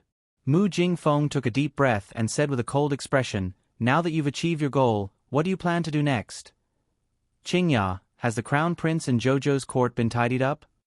Mu Tsong directly interrupted Mu Jingfeng and turned to look at Mu Qingya. Mu Qingya hurriedly nodded and said, Yes, yes. The Magnolia Court's court has already been tidied up and arranged properly. The Crown Prince and Crown Princess can move in at any time. Mu Tsong was very confident in his wife's ability to take charge of the family. He nodded upon hearing this and said to Qiao Qiao with a smile, Qiao Qiao, since you've returned, then stay at home for a few days. Your Highness, Jojo has been separated from us for many years. It's not easy for him to return home. I hope that Your Highness will allow Jojo to stay at home for a while. Mu Tsong thought of the Crown Prince, who was standing at the side like a great Buddha, and hurriedly said this. All right. His Highness the Crown Prince agreed. Then, this solitude and crown princess will be troubling old clan head for the next few days. A trace of joy appeared on Mu Tsong's old face, but there was also some awkwardness between his brows. Seeing the crown prince's polite and distant words, the old man felt a little upset in his heart. It was originally the return of his granddaughter and grandson-in-law. Wasn't it a matter of course for them to stay for a while? Forget it, one wouldn't become fat in one go. Even if he wanted to slowly mend his relationship with Jojo, he couldn't rush this moment. The old clan head sighed and turned to exhort Mu Qingya, keep a close eye on them. Don't let the crown prince and Jojo's court lack anything. Yes, your daughter-in-law will be careful. Don't worry, father. The elderly clan leader nodded, then turned to glance at his stoic-faced granddaughter. Jojo, you've just returned, so you still have to make arrangements with the crown prince. Once you've settled down in the Jade Orchid Garden, why don't you make a trip to grandfather's place? Abba raised his eyelids and glanced at the old man. Seeing his eyes full of expectation, he reluctantly nodded his head. Mu Tsong immediately became happy. He nodded and said, "Your grandmother's health isn't good. She hasn't been able to get up all these years. When you come, Grandpa will take you to see her." Abba tilted his head non-committally. Mu Tsong didn't say anything more to the little fellow. Seeing that she had been tired for half a day, he guessed that she must be exhausted. He hurriedly instructed the little fellow to go with the crown prince to Yulon Park to settle down. She turned to glare at the cold-faced Mu Jingfeng. "Come over here." After saying that, the old man strode away with his hands behind his back. Mu Qingya smiled at Abba. It was neither overly affectionate nor overly cold. She looked at her with clear and bright eyes and said, "Jojo, I'll take you to Jade Orchid Garden." "Please, Your Highness." Mu Qingya politely extended her hand to invite the crown prince to go first. Thus, Crown Prince Mo led the way while holding the little fellow's hand. When the two walked past Mu Xingchen, they tacitly did not even look at him. 8-night watch completed. Can I return to normal? 6-night watch.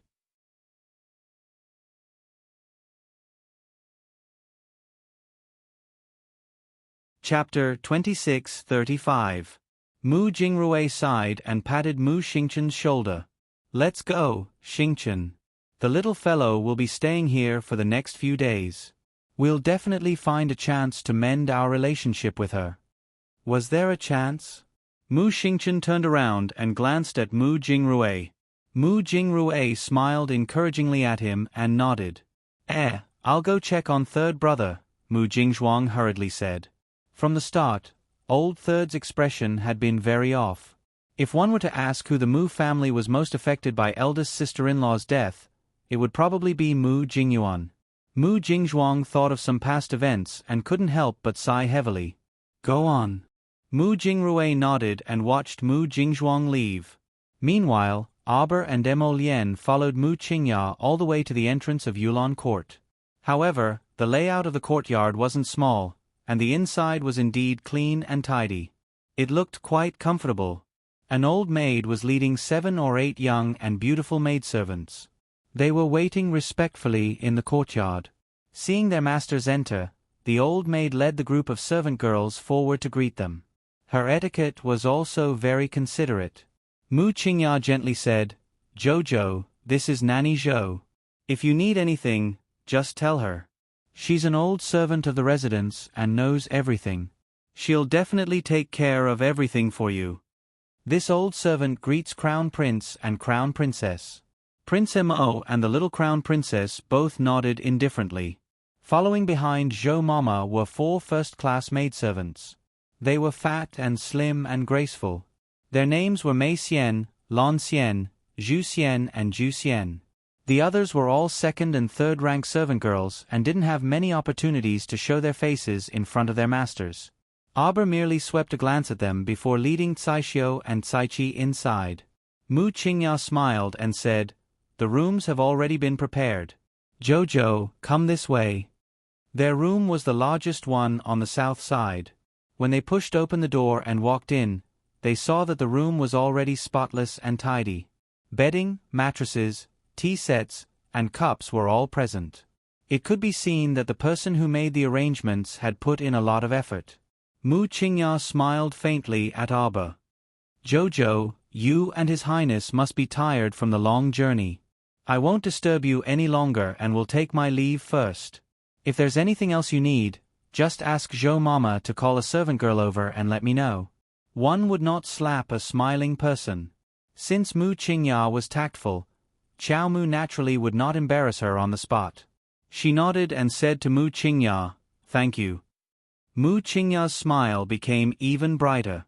She waved her hand and said, "You don't have to be so polite with me. All right, get back to your work." From Lu. "Yes, madam." The 16 or 17-year-old girl named Song Lu hurriedly ran forward and bowed to the Crown Prince and Crown Prince Consort before hastily excusing herself with Mu Qingya. After Mu Qingya left with Song Lu and the others, Aba turned to look at Saishio and said, "Go out and tell them that if there's nothing else, they can wait in the outer court. They're not allowed to casually enter the inner court, especially the area around the south side rooms." She naturally didn't need those miscellaneous people in her inner court. The little fellow had never been a particular person. She liked peace and quiet and didn't like so many miscellaneous people popping up in front of her. It was annoying to look at.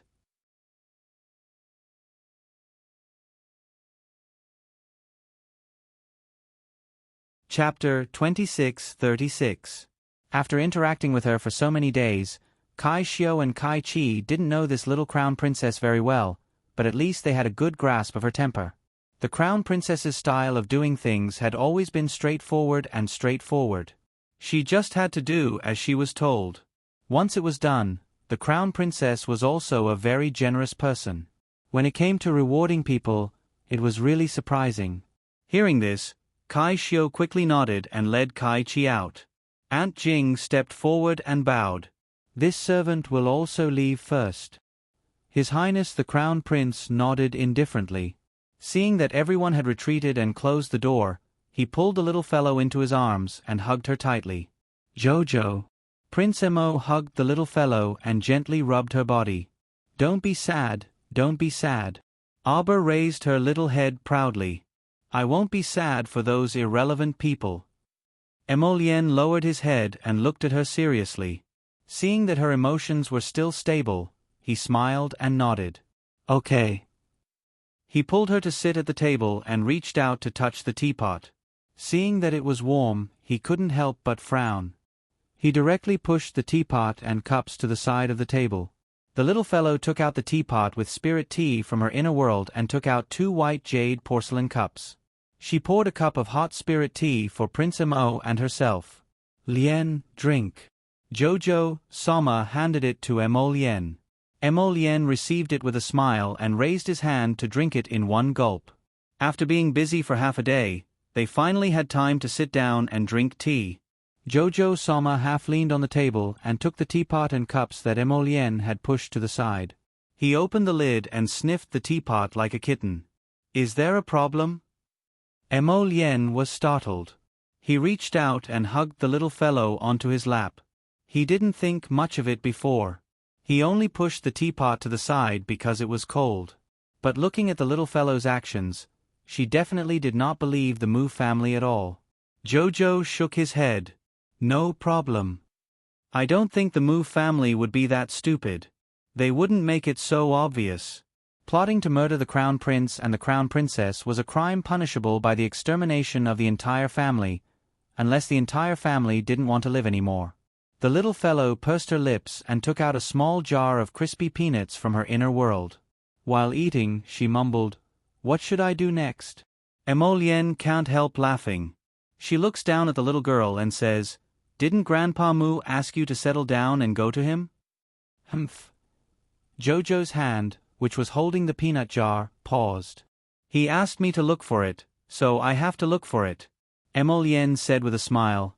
"I'm guessing that the old man wants to give you some good stuff in private to comfort you." Jojo's eyes lit up. She immediately put on a reluctant look and said with a sullen face, "Well, I'll give him a chance to speak." Emolien almost laughed out loud. He hugged his little wife and shook her. That's right. The old man is quite sensible. While the two of them were talking, there was a commotion at the door of the south wing. It was so loud that it was hard for them to pretend that they didn't hear it. Emolien creased his brows, and he met the little fellow's gaze when she raised her eyes to meet his. The crown prince was about to let go of his hand and pull the little fellow up, intending to go out and have a look. Unexpectedly, the door was rudely knocked open with a bang. A tall and plump young girl suddenly appeared at the door.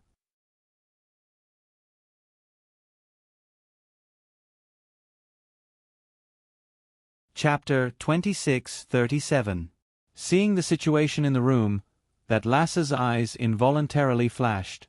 Ju Xian and Mei Xian, the two head lasses, went up to pull away that second-rank lass who doesn't know etiquette, and naturally saw His Highness the Crown Prince holding the little Crown Princess on his lap. The two couldn't help but blush, and they hurriedly retreated 2 steps outside the door.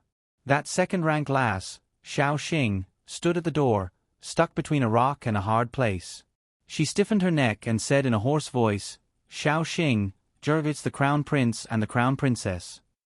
Prince Mo expressionlessly loosened his grip, pulling the little Crown Princess to stand up, his cold gaze sweeping over her.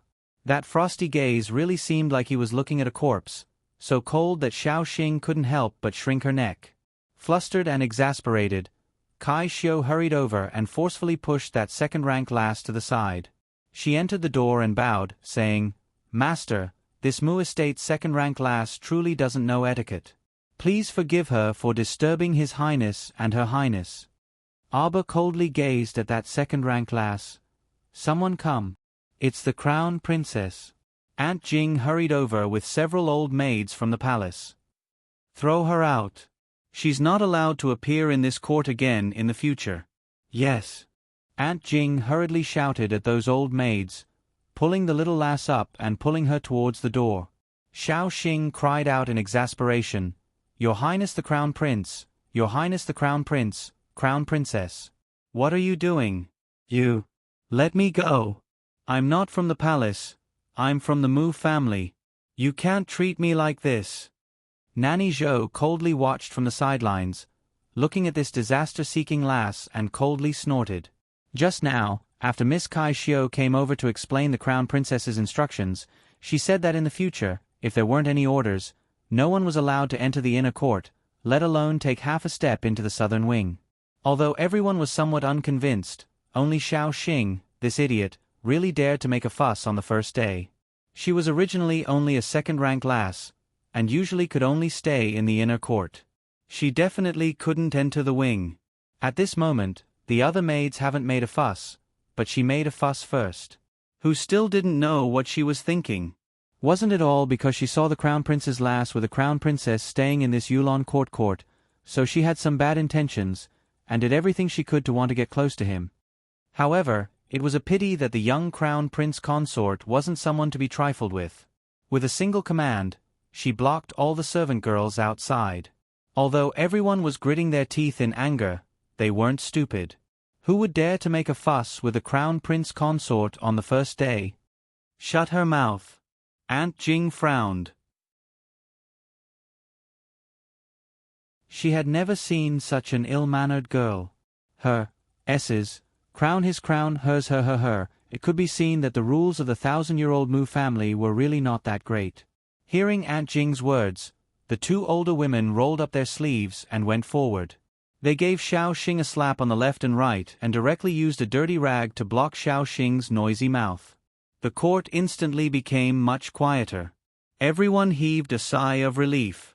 When Granny Zhou and the 4 head servant girls turned their heads to look at the young Crown Princess, they saw that the young lady's expression was cold and stern. Her eyes seemed to contain ice crystals as she stared coldly at Xiao Xing, causing their hearts to involuntarily tremble. "Do you want to die?" Abba stared at her coldly. The words that came out of his mouth were extremely cold.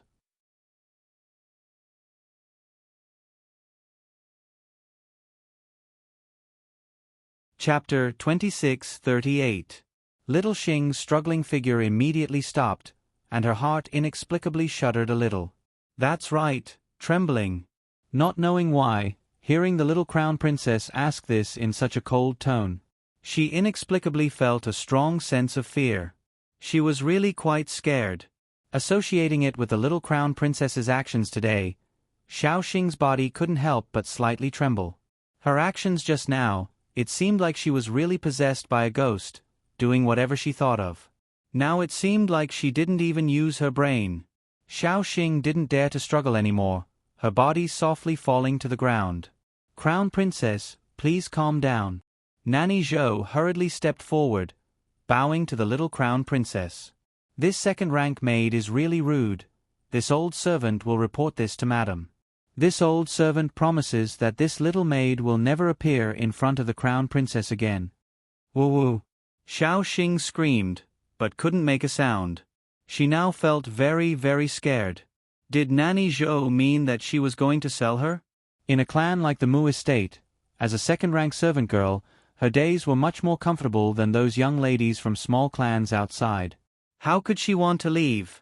She wanted to roll and crawl to Nanny Zhou's side, and even more wanted to hug her leg and beg. But unfortunately, all of this was just her imagination.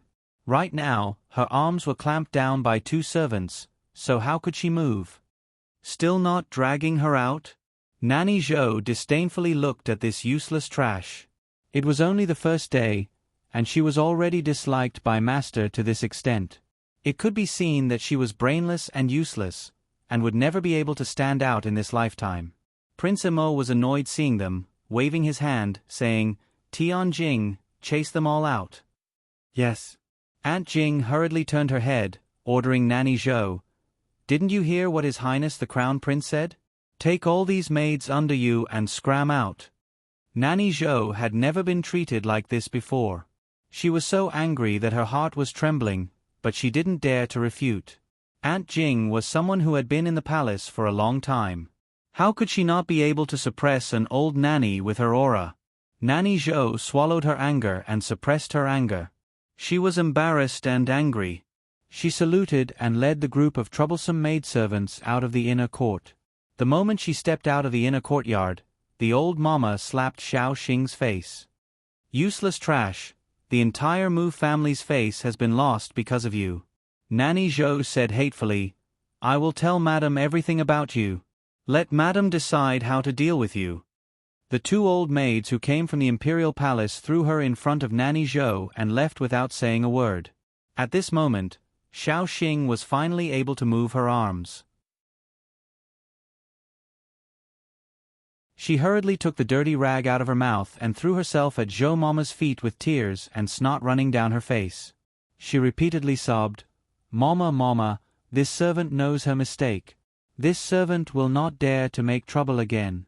Mama, please put in a good word for this servant in front of madam." "Huh." Nanny Zhou sneered and kicked Xiaoxing to the side without any explanation. She scolded, "You discontented slut, why don't you take a piss and look at yourself in the mirror? With your looks, you still want to seduce the crown prince." The more Nanny Zhou looked at her, the more vexed she felt. They were all humans, so how could someone be this stupid?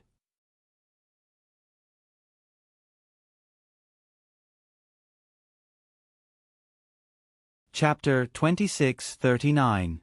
Do you think you're a freaking fairy? Not to mention that you can't even compare to a single strand of hair on the little crown princess. Even if you can compare, you shouldn't be so straightforward if you want to stand out. Brainless idiot. Just looking at her makes me angry. Nanny Zhou waved her hand, gesturing for several strong maids behind her to step forward and drag away the sobbing and begging Xiaoxing, not bothering to give that lass another glance. Zhu Xian hurriedly stepped forward and sweetly consoled Nanny Zhou. "Nanny, why get so angry with a little lass who can't even be brought to the table? Just send her out of the estate." Nanny Zhou thought about it and felt that it was true. She raised her hand to soothe her chest and turned to look at the group of maids. "I'm warning you. That little crown princess is not someone easy to deal with. You all saw Xiaoxing's end just now. If you still want to be a moth darting into a flame, then go ahead and try. Don't blame Nanny for not reminding you, the crown princess really will kill. You all should have heard of young Master Da's tragic end. If you don't want to live, then go ahead and provoke her. If something happens, don't say that the Mu family can't protect you." The maidservants shuddered at the same time. Then, they obediently followed Zhou Mama and retreated to the outer courtyard. After this commotion, who in the entire Mu family didn't know that something had happened in the little Crown Princess Jade Orchid Court again? Imperial Palace, Imperial Study. When Emo Lusheng received the news, it was already about 10 minutes into the night. Staring at the secret guard who came to report, Emo Liusheng's mouth couldn't help but twitch. When did the Crown Prince say he would return? "Reporting to your Majesty," the Crown Prince didn't say anything. Emo Lusheng snorted and waved his hand, saying, "You can withdraw." He held an old official's memorial, his eyes seemingly scrutinizing that memorial. Standing at the side, Hu Dequan wiped the sweat on his forehead, not daring to say anything. After a long while, Emo Lusheng finally threw away the memorial in his hand and scolded angrily, "This little brat, can't he be a little more promising? Wherever his wife goes, he follows." She looked like a woman who didn't obey her husband's orders. Hu Dequan didn't dare to reply. He lowered his head and allowed the great emperor to ridicule him for a while. Then, he asked someone to serve the great emperor a new cup of tea and retreated. Outside the door, Eunuch Hu muttered to himself, "Don't blame anyone." "Your Majesty, have you forgotten the time when I ran away with the Empress when I was young?" Mu Mansion Olive Garden. Ever since concubine Shi was grounded at home by Mu Jingfeng, she had a stomachache. At this moment, she was half leaning on the couch listlessly and staring at her two daughters sitting in front of her. "Mother, it's a good thing that you were grounded at home by father and didn't have to suffer that humiliation." Mu Ro Yen clenched her fists in anger and complained, "You don't know how arrogant that little T6 is. She doesn't even care about father." "Isn't that so?" Mu Royun lowered her eyes and said coldly, "Give him some color and he'll be able to open a dye house immediately." "My daughters have suffered." Shi Huixin wiped her eyes with a handkerchief. Concubine mother.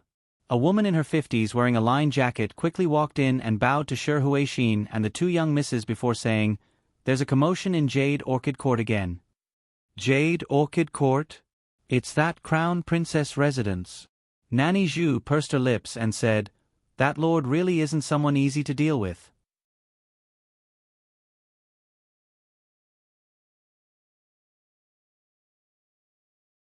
Chapter 2640. The moment she moved into Yulon Court, she chased Nanny Zhou and the rest out of the outer courtyard. Not only that, she even chased away a second-rank servant girl. That second-rank servant girl is in for it now. "I heard that Madam is going to sell her off later." Shi Huixin snorted. "That woman is used to being a good person in front of others." "Mother, I don't understand. How can Madam be so nice to that little slut?" Mu Ro Yen asked as she twisted her fingers. "That little slut really slapped her face today. Mother, think about it. That little slut brought back that slut's mother's memorial tablet in such a grand manner. Now, the entire capital knows that she's a madam. Ha, a second madam. In the future, when she goes to the ancestral hall during festivals, she'll have to serve that woman tea." Mu Ro Yun also nodded and said, "I also find it very strange. If it's because of that little slut's status as the crown princess, Madam shouldn't be so infuriated. You're still young." Shi Huixin snorted. "First, Madam is used to being a virtuous person. She also has a lot of face in front of Old Master. Old Master has praised her more than once that she's a good person and is suitable to be the matriarch of the household." Mu Ro Yen pursed her lips in disdain. "I don't believe that she's not angry. Who wouldn't be angry to be suppressed by a dead person?" The three mother and daughter chatted for a while more before Nanny Zhu, who had left to gather information, ran back in after a while and said to the three mother and daughter, "It stopped." "I think it's about time to stop." Shi Huixin sneered. "No lives were lost, right?" "No." Nanny Zhu sneakily walked up and winked at Shi Huixin. This servant heard that it was the second-rank servant girl, Xiao Xing, from Yulon Court who wanted to get close to His Highness the Crown Prince. That was why she was chased out of the court by the Crown Princess. "Ha ha, that's really impressive. Mu Ro Yun sneered. How long does she think that she can protect His Highness the Crown Prince like he's food? What kind of status does His Highness have? Does she think that His Highness will only marry her as his first wife in this lifetime? Shi Huixin snorted and said, Forget it. Let's not talk about that slut. Now that the Crown Prince is also living in Yulon Park, it's better for us to avoid him for now. In any case, her Magnolia Court should be very lively these few days. The corners of Shi Huixin's mouth curled up sinisterly as she sneered, Just let them fight like a swarm of bees. Mother, are we going to let her off just like that? Mu Ro Yen tugged at Shi Huixin's arm and said indignantly, You didn't see how she treated second uncle's brother Erda today. She made brother Erda swallow the mute medicine while he was still alive, and Grandpa didn't even say a word. Mu Ro Yan's face was full of hatred. She had a bad premonition from the bottom of her heart. She thought that even Da from the second branch had ended up in such a miserable state after offending that little slut with just one sentence. She really didn't know what would happen to her after provoking and offending her time and time again. Don't worry, Yen, Mother will protect you. Shi Huixin held Mu Ro Yan's hand and then Mu Ro Yun's. Hey, you two listen to Mother. Don't provoke that woman first. In any case, Mother has a way. Mother, have you already made arrangements? Do we have people in Yulon Court? Mu Ro Yan's eyes lit up. She hurriedly pulled Aunt Shi and asked, Mother, just tell us. You're tuning in to the Narrate and Escape YouTube channel. Don't forget to subscribe and join us on this journey to catch the most captivating stories.